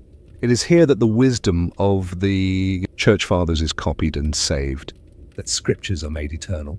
That the thoughts of Augustine, the visions of Hildegard, the teachings of Jerome are captured before time can swallow them. But there is more. Here is Brother Mathieu, a scholar with a quiet mind and quick fingers. He copies not only scripture but also medicine, astronomy and poetry. The monastery is not closed to knowledge, it is a beacon of it. And so the scriptorium becomes not only a house of God's word, but of human wisdom. A scribe copies slowly, deliberately, testing each letter against memory and meaning. There are no printing presses, no shortcuts. A single book may take months, sometimes years. And yet there is no hurry. The monks believe that truth must be slow to last. Sometimes mistakes happen. A blot of ink, a skipped word. In those moments, a monk will bow his head, whisper a quiet prayer, and gently correct the page. Not erase, it cannot be done, but annotate, clarify. Mistakes, too, are part of the work. Part of the humility. There is one monk, Brother Hugo, who copies not texts, but binds them. His table is cluttered with needles, wax thread, strips of leather, and blocks of wood. When a manuscript is completed, he sews its pages together and wraps them in covers. His hands are calloused from Pulling tight the cords, his back sore from leaning over the press. But he hums as he works, a low, tuneless murmur, like the chant of a man content in purpose. The bound books are placed carefully on shelves or into wooden chests or sent to sister monasteries. Some are gifts, some are copied again. They become heirlooms of faith and knowledge, carried through centuries like candles through a dark corridor. Visitors, if they are ever allowed into the scriptorium, speak in whispers. They sense the weight of the room, not of oppression but of dignity, of craft and calling. These monks have chosen a life of silence and ink, and through them the world remembers what it might have forgotten. Every so often a monk will pause, rub his eyes, stretch his neck. He may look out the window for a moment, watching swallows dart across the cloister walk, and then he returns to the page, to the prayer, back to Brother Anselm. His hand slows now. The quill hovers above the final word of the psalm. He lowers it, presses lightly. One last curl of ink, and then he stops, not with fanfare. Just a long, slow breath. He closes his eyes. The work is done, for now, but the prayer continues in the parchment, in the page, in the sacred hush of the scriptorium, where faith is written in strokes and silence. Outside, the bell rings once more. Its echo rolls gently across the monastery, calling monks to the next rhythm of their day. But inside this room, the air remains still for just a moment longer. A single candle flickers. A page is turned. A new line begins, and in that simple act, eternity is touched again. The morning light filters gently through the open arches of the cloister, casting long shadows on stone paths softened by centuries of silent footsteps. This is not just a garden, it is a living prayer, a sacred space, wrapped within the four stone arms of the monastery. The air here is different, hushed, patient, dense with the scent of lavender and sage. The world outside may be busy with merchants and clamour, but within these walls time holds its breath. The cloister garden is the heart of the monastery, not merely a physical space, but a place of reflection. Rhythm and quiet renewal, laid out with care. The garden follows the ancient quadrangle design, 4 segments often representing the 4 Gospels, divided by intersecting paths that meet at a central fountain or cross. Every detail is purposeful. The symmetry reflects divine order. The center, a symbol of Christ at the core of all things. It is mid-morning, and some monks, having finished their labor or morning reading, walk here slowly, reverently, with their hoods drawn low and their hands clasped. A few finger their rosary beads as they go, mouths moving in barely a whisper. Others let their thoughts drift wordlessly, their steps matching the rhythm of the wind, rustling the vines overhead. These walks are not idle strolls. They are meditations in motion. Each footfall becomes a prayer, each breath a surrender. Birdsong weaves through the silence. Sparrows dart between rosemary bushes. Bees hum among the violets. A gentle trickle of water from the central fountain adds its soft voice to the quiet chorus. The fountain, often carved in the shape of a chalice or a lion, reminds the monks of baptism, of life flowing ever onward. Many pause beside it, dipping a hand into the cool basin, touching their foreheads as if to wake a deeper stillness. Within, the garden itself is a patchwork of herbs and flowers, not for ornament, but for meaning. Monks tend the garden with intention. Every plant is chosen not only for its medicinal value, but for its symbolism. Lavender for purity, lily for the Virgin Mary, thyme for courage, mint for hospitality. Even the pathways edged with stones, worn smooth, remind the monks of pilgrimage, the journey of the soul toward God. A monk stops by a small fig tree and lifts a leaf between his fingers. His touch is light, reverent. This tree has grown here for generations. It bears fruit only in the right season, a slow, patient reminder that spiritual ripening takes time, too. Nearby, An older brother sits on a wooden bench under an archway, a small book open on his lap. He reads not quickly, but deeply, eyes following each line like a prayer. The breeze tugs at his sleeve, but he does not stir. The architecture around the cloister is no less symbolic. The four covered walkways frame the garden like a picture. Their arches rise in solemn rhythm, inviting upward thoughts. The pillars are plain, carved without vanity, yet each bears the quiet strength of holding space for contemplation. When the light passes through the arches at just the right angle, the garden seems like a mirror of paradise. Peaceful, orderly green. At times, a novice monk may be seen walking with a senior, learning not only how to garden or study, but how to be. There are no lectures. Here, no long sermons. Just walking, just listening, just being present in the hush of the sacred earth. Here, teaching happens in silence, a bowed head, a shared gaze toward the fountain, a pause beside a patch of calendula, yellow and bright even in shadow. Silence in the cloister garden is not empty. It is full. Full of meaning, full of memory. The monks do not avoid speech out of repression, but to allow other voices, under the divine, the natural, the souls, to be heard. And in that quiet, one begins to notice things often missed. The soft rustle of a leaf, the distant bell, the subtle perfume of blooming sage. Occasionally a single bell rings from the chapel tower, a low measured tone. It does not interrupt the peace, but folds into it. It is a gentle call, not to action, but to awareness.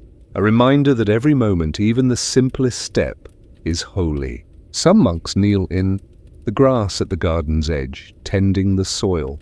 Their hands dig, prune, harvest, slowly, carefully. The labor is light today, not for the sake of ease, but for the sake of presence. The garden is not merely maintained, it is entered like a sanctuary. The monks touch the plants as one might touch relics, knowing that in creation, God's breath lingers. In one corner, a stone bench sits beneath a climbing rose. The petals are just beginning to open, a quiet unfurling. A monk sits there, eyes closed, face lifted toward the warmth of the sun. He does not speak, but everything about his stillness says thank you. Thank you for the peace. Thank you for the morning. Thank you for this breath. The cloister garden teaches without words. It teaches patience as the plants grow slowly in their own time.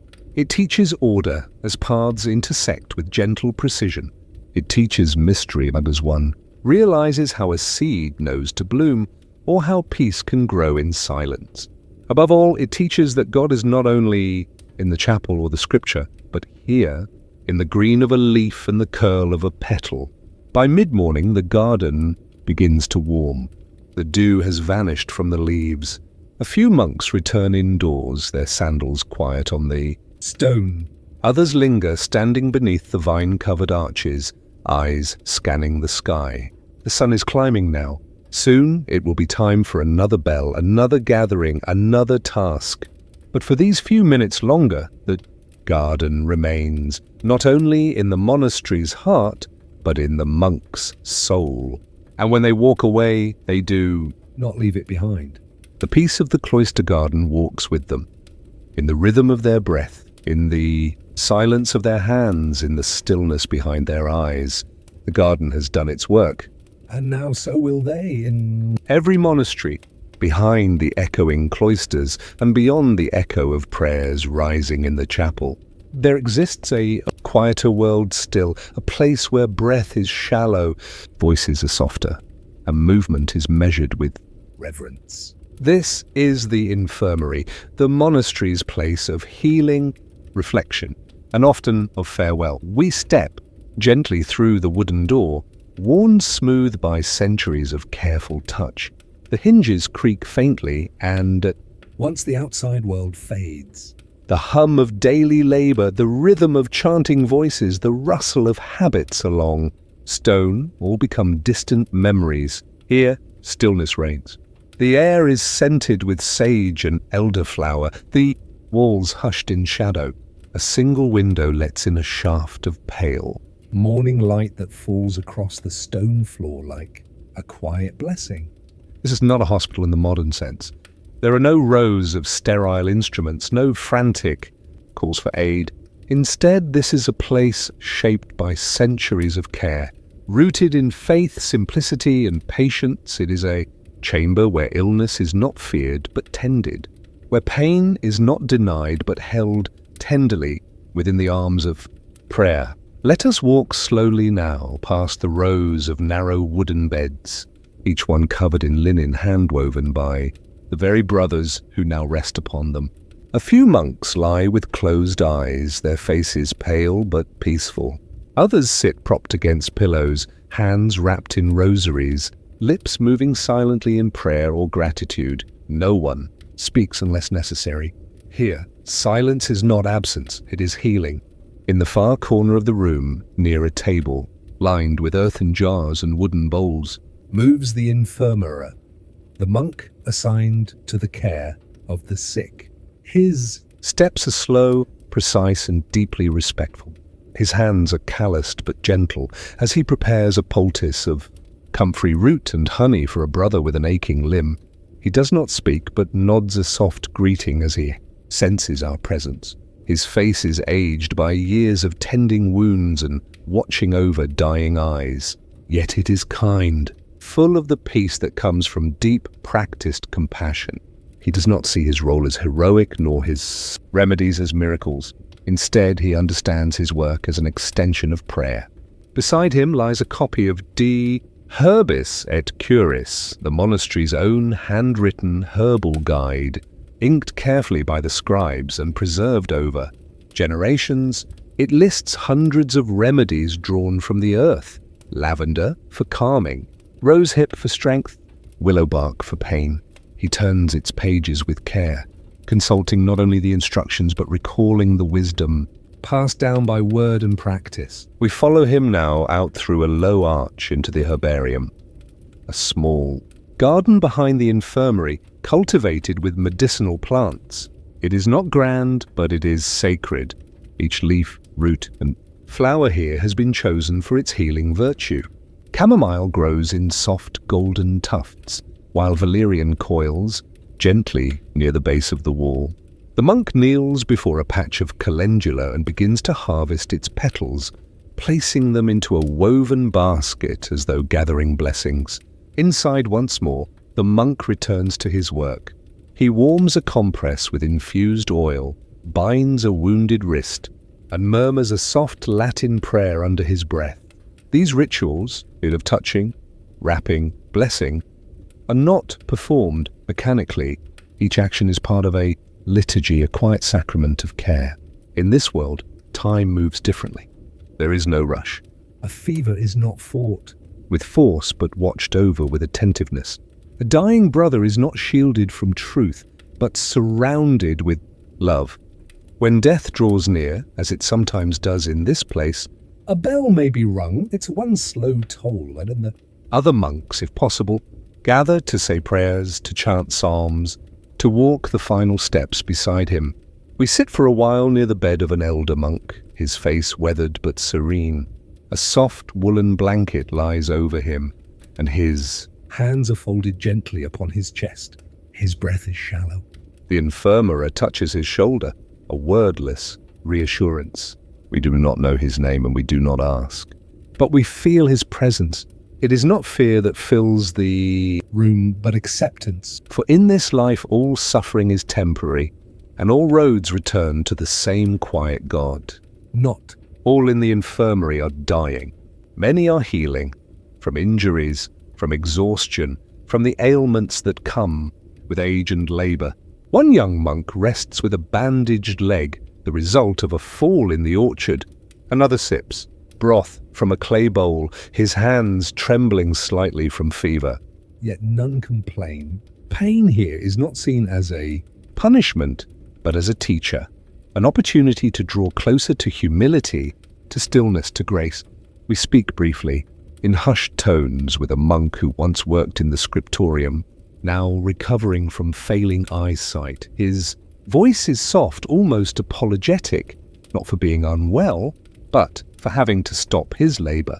He tells us that he now spends his days praying for those who still write, who still dig, who still sing, even in illness.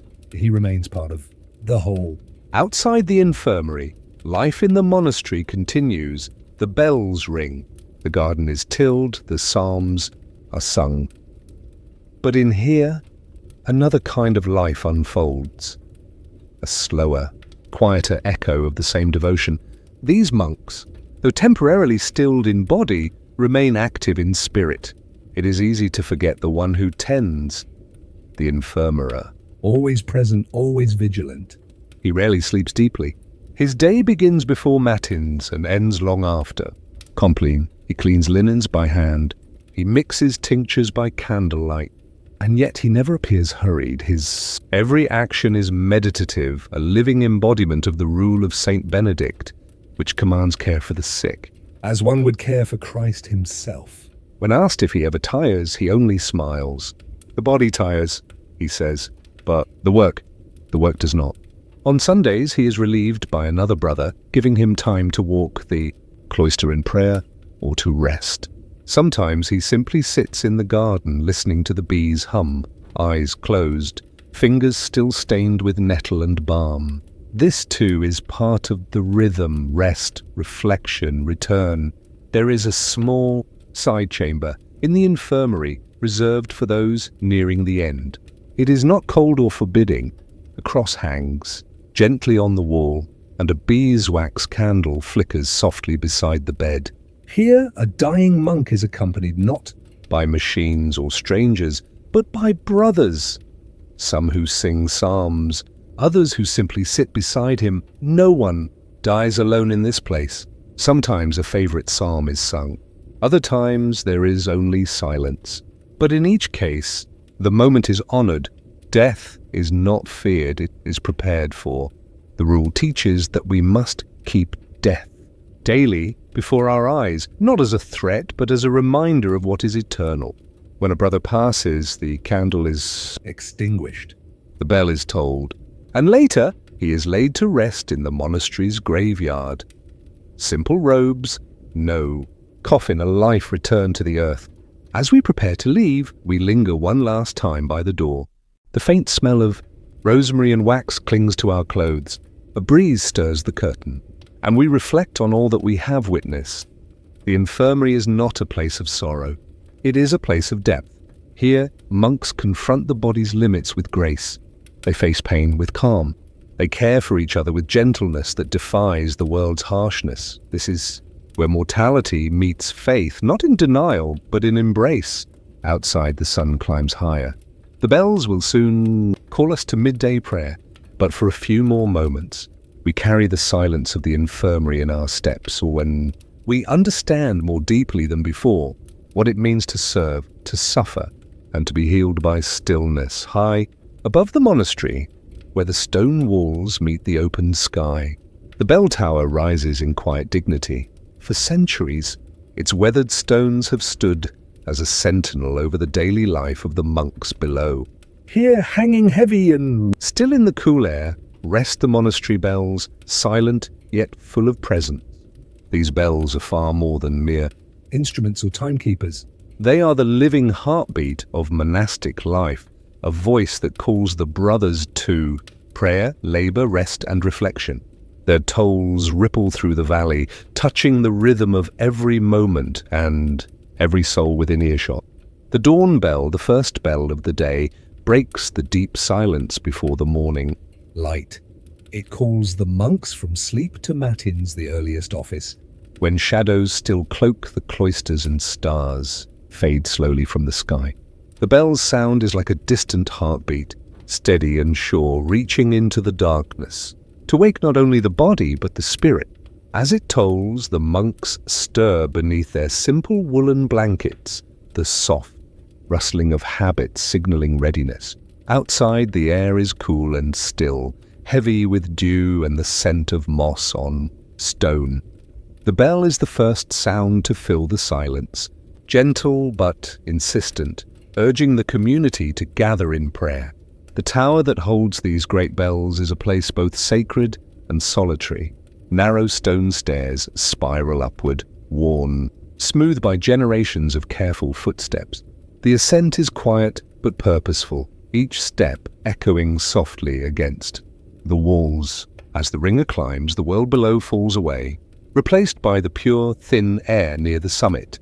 Here, beneath the arches, the bells rest on massive wooden beams, their surfaces patinated by time, inscribed with ancient prayers and symbols. Each bell is a masterpiece of medieval craft, cast from a special bronze alloy. Their sizes vary, their tones tuned to call different offices and mark the passage of the day. The bell ringer, often a humble brother chosen for his steady hands and calm presence, takes his place beside the great ropes. His task is not simply to ring a bell, but to breathe life into the monastery's rhythm. With practiced ease, he pulls the heavy rope, setting the bell swinging in a wide arc. As the bell's tongue strikes its side, a deep, sonorous note rolls forth, carrying through the morning mist. The sound unfolds slowly, a powerful wave that rises and falls, wrapping the cloister, the gardens, and the fields beyond in its embrace. Each bell tolls with intention and care. The ringer knows that too harsh a pull could shatter the peaceful balance, while too light a touch might dull the sacred call. The timing and strength of each toll are learned through years of patient practice. It is a dance between the ringer and the bell, to one of trust, rhythm, and reverence. Through the long hours of the day, the bells mark time for prayer, meals, work, and rest. Their steady cadence is a reminder that every moment is held in the embrace of the divine. Beyond their practical function, the bells carry deep emotional resonance for the monks. Their voices connect the community, weaving a soundscape of presence and mindfulness. When the bells ring, the brothers pause whatever task they are engaged in. In the fields, the tiller rests his hands on the plough. In the scriptorium, the scribe lays down his quill. In the dormitory, the novice rises from his bed. The bell's call is a summons to awareness, to return inward, to center the soul. The bells also serve as a connection between the monastery and the wider world. Villagers from the nearby town hear their tolls and know the monastery's rhythm. For them, the bells mark moments of peace and order amid the chaos of daily life. Market traders pause their bargaining.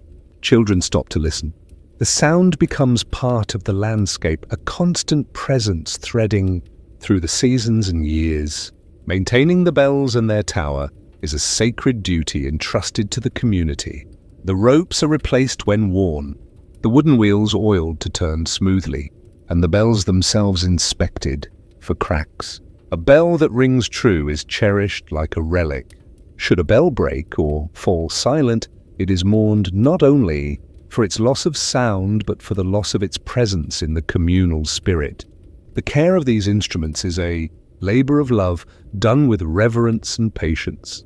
Inside the bell tower, between tolls, the ringer sits quietly, gazing out over the monastery's rooftops and the distant hills. His vigil is contemplative, a moment of solitude and meditation high above the daily bustle. The sky stretches wide, sometimes brushed with the soft pinks of dawn, sometimes heavy with rain clouds or dusted with snow. The tower is a place of perspective, and a place to witness time passing, to observe the world's slow turning, and to reflect on the deeper currents beneath the surface. The sound of the bells has layers beyond the audible. When no one is near, when the cloister is still, the echoes of the bells seem to linger in the stones and air. They settle into the quiet corners of the monastery, becoming part of its heartbeat, its very soul. Even when unheard, the bells speak through memory and feeling, a reminder that the day moves forward within a sacred rhythm. As afternoon draws near, the bell tolls for Vespers, calling the monks back to the chapel for evening prayer. Its tone is softer now, more reflective, a gentle farewell to the labors of the day. The light in the cloister dims and shadows stretch long across the garden paths. The bell's voice folds into the silence like a final breath. When night falls, the bell tower stands watch in darkness. No longer ringing, the bells rest, waiting for the next day to call them forth again. The stars wheel. Overhead, silent witnesses to the rhythms of prayer and work below. The monastery bells are more than tools. They are the voices of a community deeply attuned to time's passing. A daily liturgy of presence, humility, and devotion. Their echoes remind us that life itself is a sacred rhythm, measured not only by hours but by moments of stillness, attention, and grace. As the sun climbs steadily higher in the sky, the monastery is cast in a warm, golden glow, yet the cloister's ancient stones stretch long, cool shadows across the worn flagstones. This hour, resting gently between the fresh beginnings of morning and the steady unfolding of afternoon, holds a special stillness, a sacred lull in the day's rhythm. It is the moment known simply as midday, a time when the outward bustle of activity pauses briefly, inviting a turn inward. The monks, bound by their rigorous schedule of prayer and labor, yet deeply human, welcome this quiet space to gather their strength and reflect quietly before the day continues. Walking slowly beneath the stone arches, the quiet hush of the cloister invites deep breaths and soft footsteps. The columns, carved with centuries-old motifs, cast intricate patterns on the ground as the sun's rays slant through the open walkways. The air is cool, shaded by creeping ivy and the leaves of small fruit trees, planted long ago by brothers long past. Here, light and shadow mingle in a delicate dance reflecting the monastery's balance of discipline and mercy, work and rest, contemplation and community. The monks themselves move with gentle purpose during this hour, their habits whispering softly as they traverse the cloister. Paths. Some pause to touch the smooth stone of a fountain, tracing the carved figures worn smooth by time and devotion. Others settle on wooden benches placed discreetly beneath spreading trees, their faces serene yet thoughtful, eyes lowered or softly scanning a page of scripture. The soundscape is minimal, the rustle of fabric, the occasional sigh of wind, the distant hum of bees moving lazily among the herbs in the garden beds. Even in this calm there is a palpable sense of life, slow but purposeful, alive yet at peace. Midday brings with it a subtle psychological shift in the monk's daily experience. The early fervor of morning prayers has softened, replaced by a quieter awareness of the body's needs. Hunger begins to make itself felt after the morning meal, a gentle reminder of earthly dependence. Fatigue can creep in quietly, a tempting invitation to rest or daydream.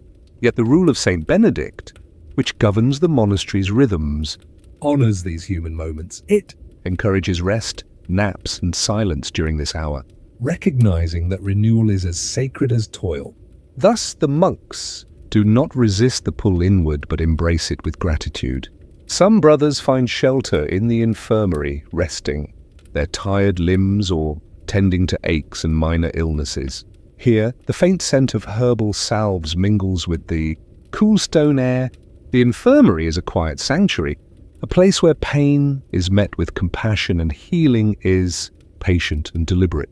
Others retreat to the scriptorium, the monastery's writing room, where the light filters softly through leaded glass windows, illuminating vellum and ink pots.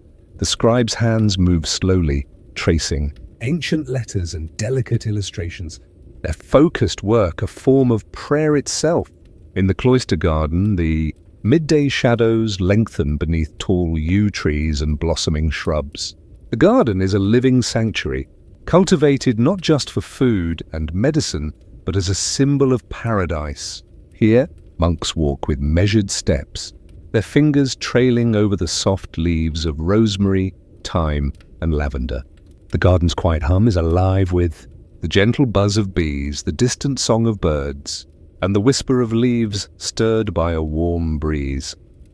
Walking slowly, the monks practice a kind of moving meditation, where each step becomes a prayer and each breath a hymn to the Creator. For some, midday is a time of silent reflection beneath the branches of a favorite tree, where filtered sunlight creates shifting mosaics on the worn stone paths. Eyes closed, they surrender to the quiet, letting thoughts drift like clouds across a calm sky. In this stillness, they confront not only the weariness of the body, but also the stirrings of the mind and spirit. Doubts, hopes, fears, and dreams mingle softly in the shaded silence. Yet the monastery's rhythm offers them refuge, a reminder that in the cycle of prayer and work, these moments of vulnerability are embraced, not feared. The physical world itself seems to slow. The cool shade offers relief from the growing heat of the day. Bees move methodically from flower to flower, and butterflies flutter briefly before settling on sun-warmed petals. Dew glistens faintly on the edges of leaves, sparkling like tiny jewels in the intermittent rays of light. Even the stone walls, centuries old, seem to breathe in the midday, calm, their surfaces softened by moss and lichen. The gentle sound of flowing water from the cloister fountain adds a steady, comforting rhythm to the garden's stillness. Within this pause, the monastery's communal spirit remains strong, though quiet. The monks are never alone here, but rather part of a greater whole, a living organism bound by shared purpose and faith. Their solitude is a shared solitude where each brother's silent breath contributes to the larger harmony. The rule of silence governs this hour strictly. No unnecessary speech breaks the calm. Communication happens through gentle gestures or written notes, allowing the deep silence to nurture contemplation. The midday bell, ringing softly from the tower, marks this moment of respite. Unlike the earlier bells that call to prayer or work, this toll is a gentle invitation to rest and renewal. Its deep, sonorous voice seems to float lazily on the warm air, echoing off the cloister walls and rolling into the distant fields. For those who hear it, the bell's call is a blessing, a reminder that sacred time is not only found in activity, but also in stillness. This balance between labor and rest, prayer and pause, is central to the monastic life. The Rule of Saint Benedict, written with profound understanding of human nature, emphasizes that the monk's day is a cycle, a circle of work and prayer, held together by moments like this midday lull. The brothers learn that to sustain a life of devotion, they must honor both the needs of the spirit and the demands of the body. The psychology of this hour is subtle and complex. Monks are trained to observe their inner state with kindness and patience. They note the pull of fatigue not as weakness, but as a call to deeper trust. They learn to welcome the fleeting shadows of distraction or restlessness without judgment. In this sacred space, mindfulness is not a task, but a way of being. Each breath, each heartbeat is an anchor, drawing them back from the wandering mind to the present moment. In the scriptorium, light filters softly onto delicate manuscripts, illuminating gold leaf and carefully painted borders. The scribes work slowly, their hands steady as they trace words written centuries before. This quiet labor is itself a meditation, a prayer made visible. Each letter is formed with reverence, each page a bridge between past and future, the eternal made tangible. The midday hour offers a gentle pace, allowing the scribes to focus deeply without hurry. The infirmary offers a different kind of calm. Here, monks care for brothers, weakened by age or illness. The air smells faintly of lavender and rosemary, the herbs harvested from the garden. Just outside, caregivers move softly among the beds, speaking in whispers or offering silent comfort through touch. Healing is slow and patient, intertwined with prayer and ritual. Even in suffering, the monastery's rhythm holds steady, offering hope and peace. Outside the cloister walls, the village carries on. The distant sounds of the marketplace drift faintly on the breeze, mingling with the occasional bark of a dog or the laughter of children. Yet within the monastery, these noises are softened and transformed, absorbed into the larger rhythm of sacred time. The monks' lives, though isolated, remain connected to the world through these sounds, reminding them that solitude is not separation but a different kind of presence.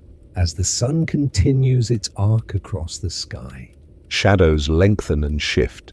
The golden light softens to a warm amber, casting a gentle glow over stone and leaf. The cloister garden, with its quiet fountains and aromatic herbs, seems to glow with a subtle radiance. The monks, refreshed by their rest and reflection, begin to stir once more. Their footsteps resume their soft echo along the cloister paths, their hearts steady in preparation for the afternoon's prayers and labor. This sacred midday pause is a gift, a time when the monks can listen deeply to themselves, to each other, and to the world around them. It teaches patience, presence, and humility. It reminds the brothers that the monastic journey is not a relentless march, but a careful dance, where moments of stillness are as important as moments of motion. In this space of shadows and light, of rest and renewal, the monks find balance. They embrace the fullness of their human experience, body and spirit intertwined. They honor the ancient rhythm that carries them through each day, a rhythm marked by the rising and setting sun, by the tolling of bells, and by the quiet unfolding of prayer. As midday fades slowly into afternoon, the monastery prepares to move once more into the sacred cycle of work and worship. The shadows shift, the bells will ring again, and the brothers will answer, renewed and present, walking steadily forward in the quiet grace of their shared life. While the choir monks moved through their cycles of psalms and silence, another group labored quietly just beyond the arches and cloisters. They were the lay brothers, men of equal spiritual calling but distinct in role, responsibility and rhythm, known as conversi. These monks did not wear the choir monks' full habit, nor did they take part in the full round of prayers in the choir. Their prayers were fewer, often silent, and embedded not in the psalter, but in the anvil, the oven, the plough. To walk alongside the lay brothers was to enter a different kind of sanctity, one forged in heat and sweat, in repetition and burden.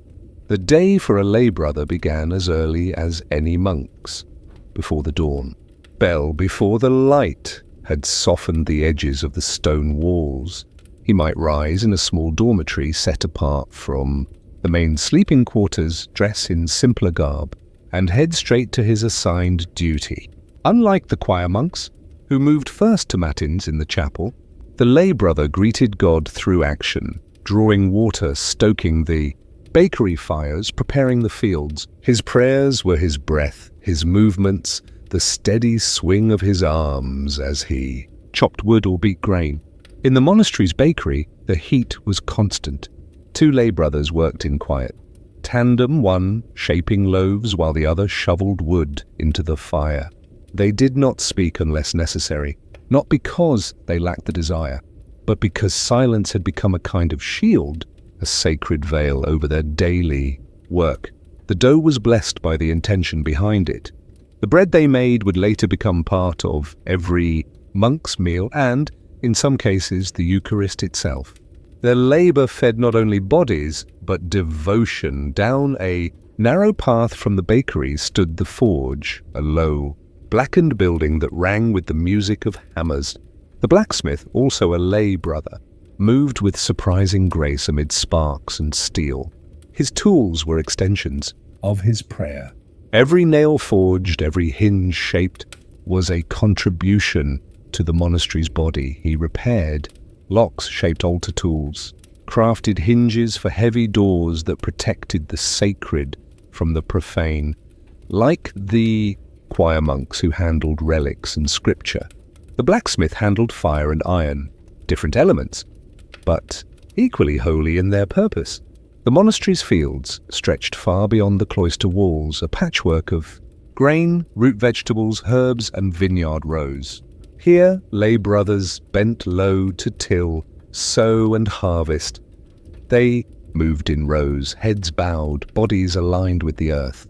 Unlike the regular laborers from surrounding villages who might be hired during harvest, these monks took no payment. Their reward was simpler, a deeper humility, a quiet pride in knowing that what grew beneath their hands would nourish their brothers.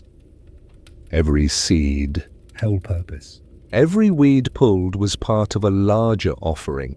Among the barns and sheds worked the animal keepers, quiet men who fed chickens, milked cows, sheared sheep.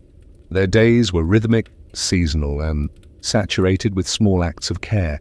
They rose before the animals stirred, prepared feed, repaired fences, and led livestock to water.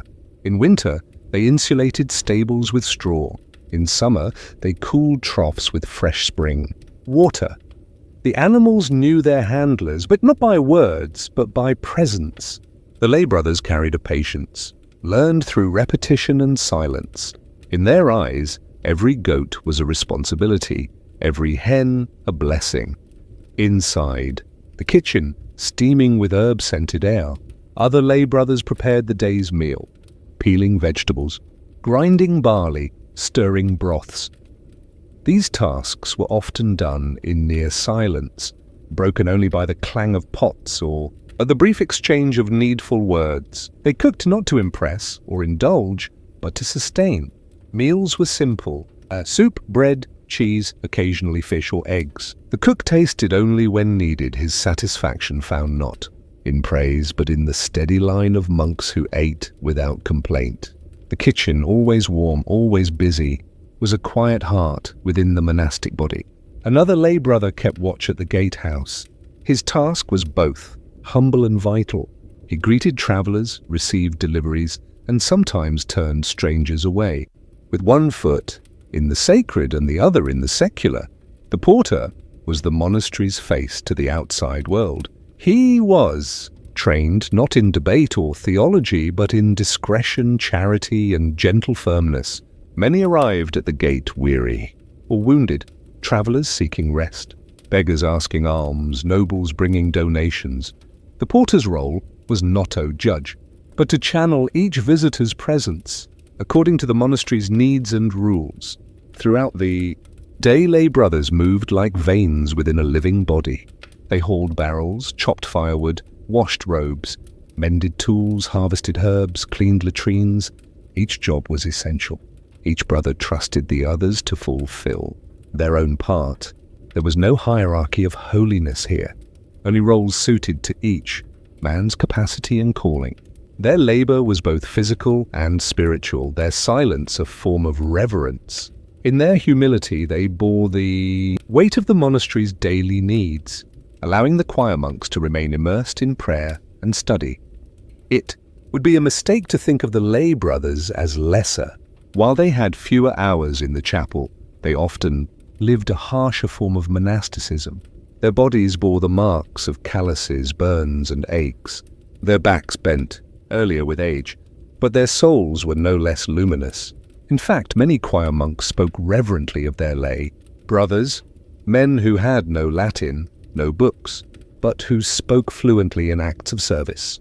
These were not scholars of Scripture, but practitioners of sacrifice. Not preachers, but builders of the kingdom through straw and stone. Occasionally, the divide between lay brother and choir monk blurred. A lay brother might be invited into special services. A choir monk might request to labor in the gardens for a season of penitence. Some monasteries even had lay brothers who were literate, who copied texts or managed estates. But in general, their paths remained distinct, two arms of the same body, reaching toward God through different expressions. The lay brothers lived under the same rule of Saint Benedict, though adapted for their duties. They fasted, observed silence, and took vows of poverty, chastity, and obedience. Their prayers were shorter, but no less sincere.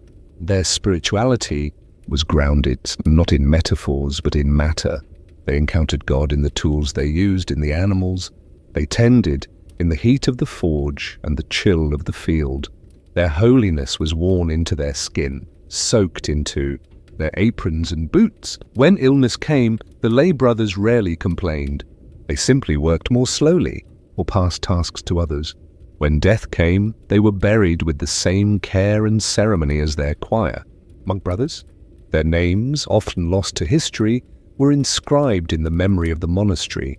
In heaven's Eyes their hands bore no less light than those lifted in song. In the quiet hours between chores, a lay brother might sit in the corner of a stable, rosary in hand, eyes half closed in prayer. Or he might pause by the well, wiping sweat from his brow, whispering a psalm he barely remembered. These were the hidden moments of sanctity, small offerings in the great liturgy of labor. To be a lay brother was to live the gospel through action, to find grace in repetition, to discover the divine in the dust of the earth. And so while visitors to the monastery might marvel at the echoing chants or the illuminated manuscripts, the soul of the place beat just as powerfully in the hands of those who baked, brewed, lifted, and mended. The lay brothers were the silent architects of sacred life. Their faith did not need Latin to be understood. It was written in bread, in fire, in the softened steps of bare feet across stone. They remind us, even now, that holiness is not confined to choirs or chapels. Sometimes it is found in the rising of steam from soup, in the warmth of a stable, in the quiet dignity of work done well. The lay brothers served without applause, without record, but in every nail they drove, every gate they opened, they built something eternal. The sun now stands at its zenith, its golden light pressing gently against stone walls, warming the cloister walks and painting soft shadows beneath the arches. The once crisp and eager morning has matured into a quieter, more contemplative stretch of the day. It is not yet afternoon, not yet the time for the full return to labor or study, but the hours of the morning, those sacred, structured hours, have run their course. In the monastery there is no finality, only the smooth circularity of time marked by bells, prayers, and breath. And now we arrive at that liminal hour, before the next bell sounds, before the rhythm restarts, when everything seems to pause. This chapter is a lull, a gentle drift between the sacred and the simple. The monks move more slowly now, not from reluctance, but from reverence for the moment. Their habits rustle softly with each step, echoing faintly against stone floors polished by centuries of footsteps. Inside the cloister garden, the wind stirs the rosemary and thyme, the lavender heavy with scent. Bees hover lazily and sparrows nestle in warm crevices along the cloister walls. The noises of work, hammering, baking, sorting, soften or cease altogether. It is as if the monastery itself exhales, settling into a rare moment of stillness. Even the animals sense it. The dogs at the gatehouse lie stretched in the shade, and the chickens in the yard go quiet.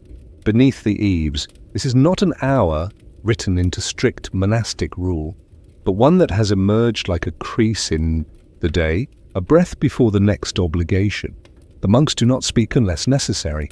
Silence reigns, not forced, but chosen. In this silence they reflect on what the morning has offered. Prayers sung, pages copied, meals prepared, wounds tended, fields walked. The work is behind them for now.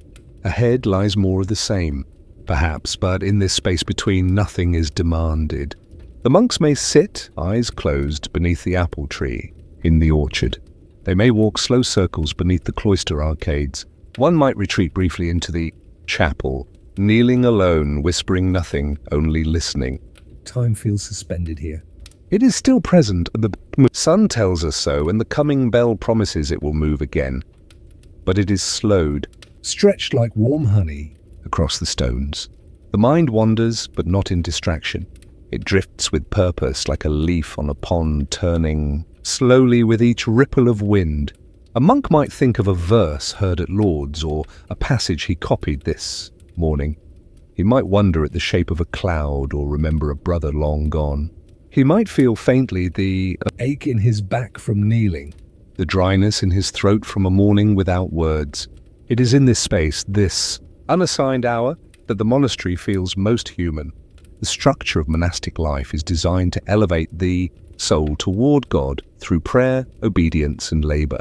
But in moments like this, when no one is watching and no task is urgent, the soul reveals itself gently, quietly. It does not shout. It does not need incense or chant or the Clang of bells. It needs only stillness and perhaps a patch of sun on an old stone bench. In the scriptorium, the air has grown warmer, and the candle flames flicker from the draught of an open shutter. A monk lays down his quill and rubs his eyes, gazing at the lines he's inked. Lines of scripture, copied with precision, each letter a Form of prayer. He does not rush to finish the page. He knows the bell will ring soon and he will go, but for now he simply sits with his words. In the kitchen, the cook has finished cleaning, and the hearth embers burn. Lo! He wipes his hands on a linen cloth and stands at the open door, looking out across the courtyard. He does not speak. He does not move. He's not tired nor restless, just present. Outside in the orchard, a lay brother dozes beneath the fig tree. He is not scolded for resting. This, too, is part of monastic life. The body must be cared for, especially when it works so hard. His face is lined from years of labor, his hands calloused from stone and soil. But there is peace in his sleep. A gentle faith that the world continues even as he dreams. A bee hums near his ear, and he shifts slightly but does not wake. All is well.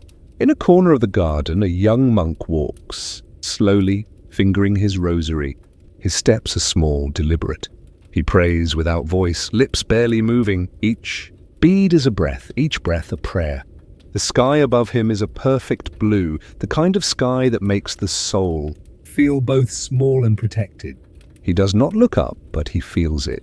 The vastness of creation held within the order of this moment.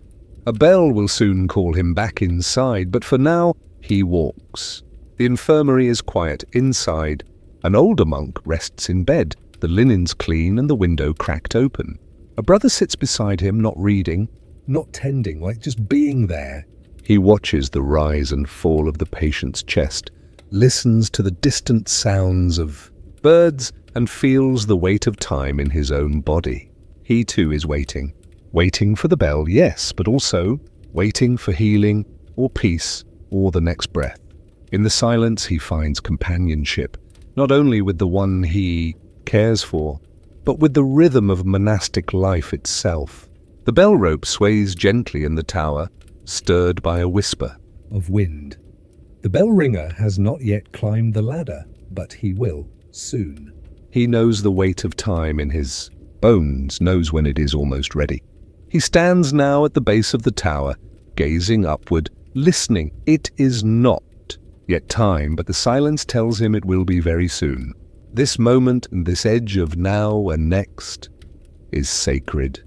A monastery is not a place of climax. It is not a stage for drama or spectacle. It is a world of circles, of seasons, prayers, footsteps, habits. Its beauty lies not in grand gestures, but in repetitions made holy by intention. And so, before the next bell, the monks live not in anticipation, but in attention. They do not yearn for what comes next. They inhabit what is now, and then softly the bell begins.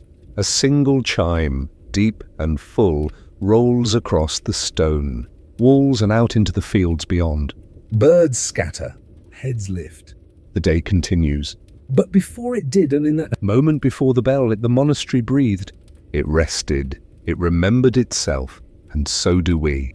As the sun rises, higher, and shadows stretch thin across the stone cloisters, a hush settles over the monastery that is not born of silence alone, but of something deeper, an ancient stillness, practiced and preserved. It is not the end of something, nor even a pause, but rather a deep exhale in a life built entirely upon quiet rhythm and spiritual intention. In the monastery, time does not rush. It flows like water over stone, persistent, soft, and slow. The world outside may be loud, urgent, and filled with distractions, but here, the ticking of the clock is replaced by the echo of distant bells, the whisper of robes brushing across old flagstones, and the faint rustle of turning pages. In a book no one reads aloud. Every action holds purpose. Every moment contains weight. Even the smallest task, sweeping a hallway, folding a tunic, lighting a candle, is done with care, not because it must be perfect, but because it deserves attention. It is not productivity that drives these hands. It is devotion. And in that devotion, there is peace. In a world obsessed with noise, the monastery offers an answer that many have forgotten. Silence can be beautiful, not empty, but full. Not dead, but alive with meaning. The silence here is not the absence of sound. It is the presence of focus. A silence that listens to the soul rather than the world. A silence that invites rather than excludes. It cradles those within its walls like a gentle hand on the shoulder, steadying, grounding, holding still the beating heart until it slows to a peaceful rhythm. The life lived here is simple, but it is not shallow. There is thought in every step, memory in every stone, and prayer woven into every breath. The walls themselves seem to remember. They absorb the prayers whispered before dawn, the griefs carried in private, the joys too quiet to celebrate aloud. They do not forget. The stones are patient keepers of ancient longing, and the air hums with the prayers of centuries. And as you imagine yourself walking these paths, bare feet on cold floors, candlelight flickering beside you, you might begin to feel that this is not a different world. It is not even a past world. It is a slower version of the world we still live in, just behind a veil of distraction. Strip away the noise, the urgency, the hunger for more, and what remains is this: a quiet life, still waiting to be lived. You don't have to be a monk to live like this. You don't need stone walls or ancient bells. All it takes is a choice, a single decision to be still for a moment longer, to listen instead of speak, to move with care instead of haste. There is a monastery inside every soul, waiting to be rediscovered. It is not a place on a map. It is a way of being. The rituals followed within these sacred halls were never about perfection. They were about attention, about choosing to notice, to truly see the steam rising from a bowl of broth, to feel the cold iron of a door latch before pushing it open to hear the full weight of silence between two chanted notes. Monastic life is a life of noticing, of naming the holy in the ordinary, and in doing so, even the smallest act becomes an offering.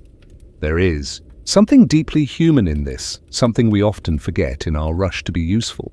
The monks are not trying to win or prove or conquer. They are simply trying to be faithful, to be present, to wake up each day and do again what they did the day before, not out of habit, but out of devotion. And in that repetition, they find transformation. It is strange how powerful small things become when done every day. How sweeping the same floor again and again can shape a soul. How folding the same linen, walking the same path, bowing at the same hour can become a kind of sculpting from the inside out. These monks are not seeking grand enlightenment or applause.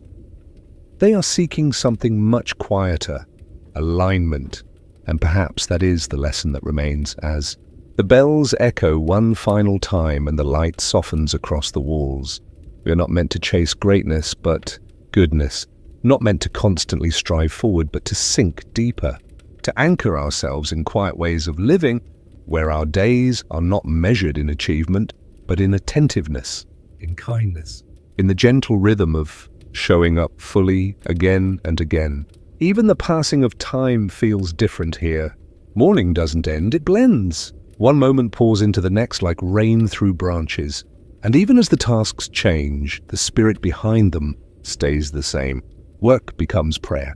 Silence becomes conversation. Stillness becomes strength. The boundaries we build between the sacred and the mundane begin to fade, until all of life feels touched by something divine. And maybe that's the most important thing we take with us when we leave this place. Not the details, not the rituals themselves, but the posture, the inner stillness. The quiet heart that knows it doesn't have to shout to be heard. The patient soul that trusts the world doesn't need to be controlled to be meaningful.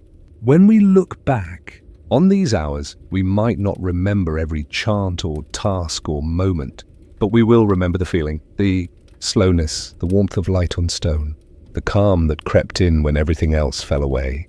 That stillness remains like a gentle presence waiting just outside the noise of daily life, inviting us to return whenever we're ready, because the monastic life is not gone. It is not even hidden. It is simply quiet, and quiet things often wait for us instead of chasing us.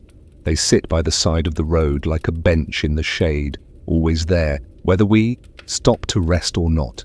So as we turn from these ancient corridors, as the bells fade into memory and the candlelight dims, know this: the peace of this place is not locked behind stone walls. It is already within you. All you need to do is listen.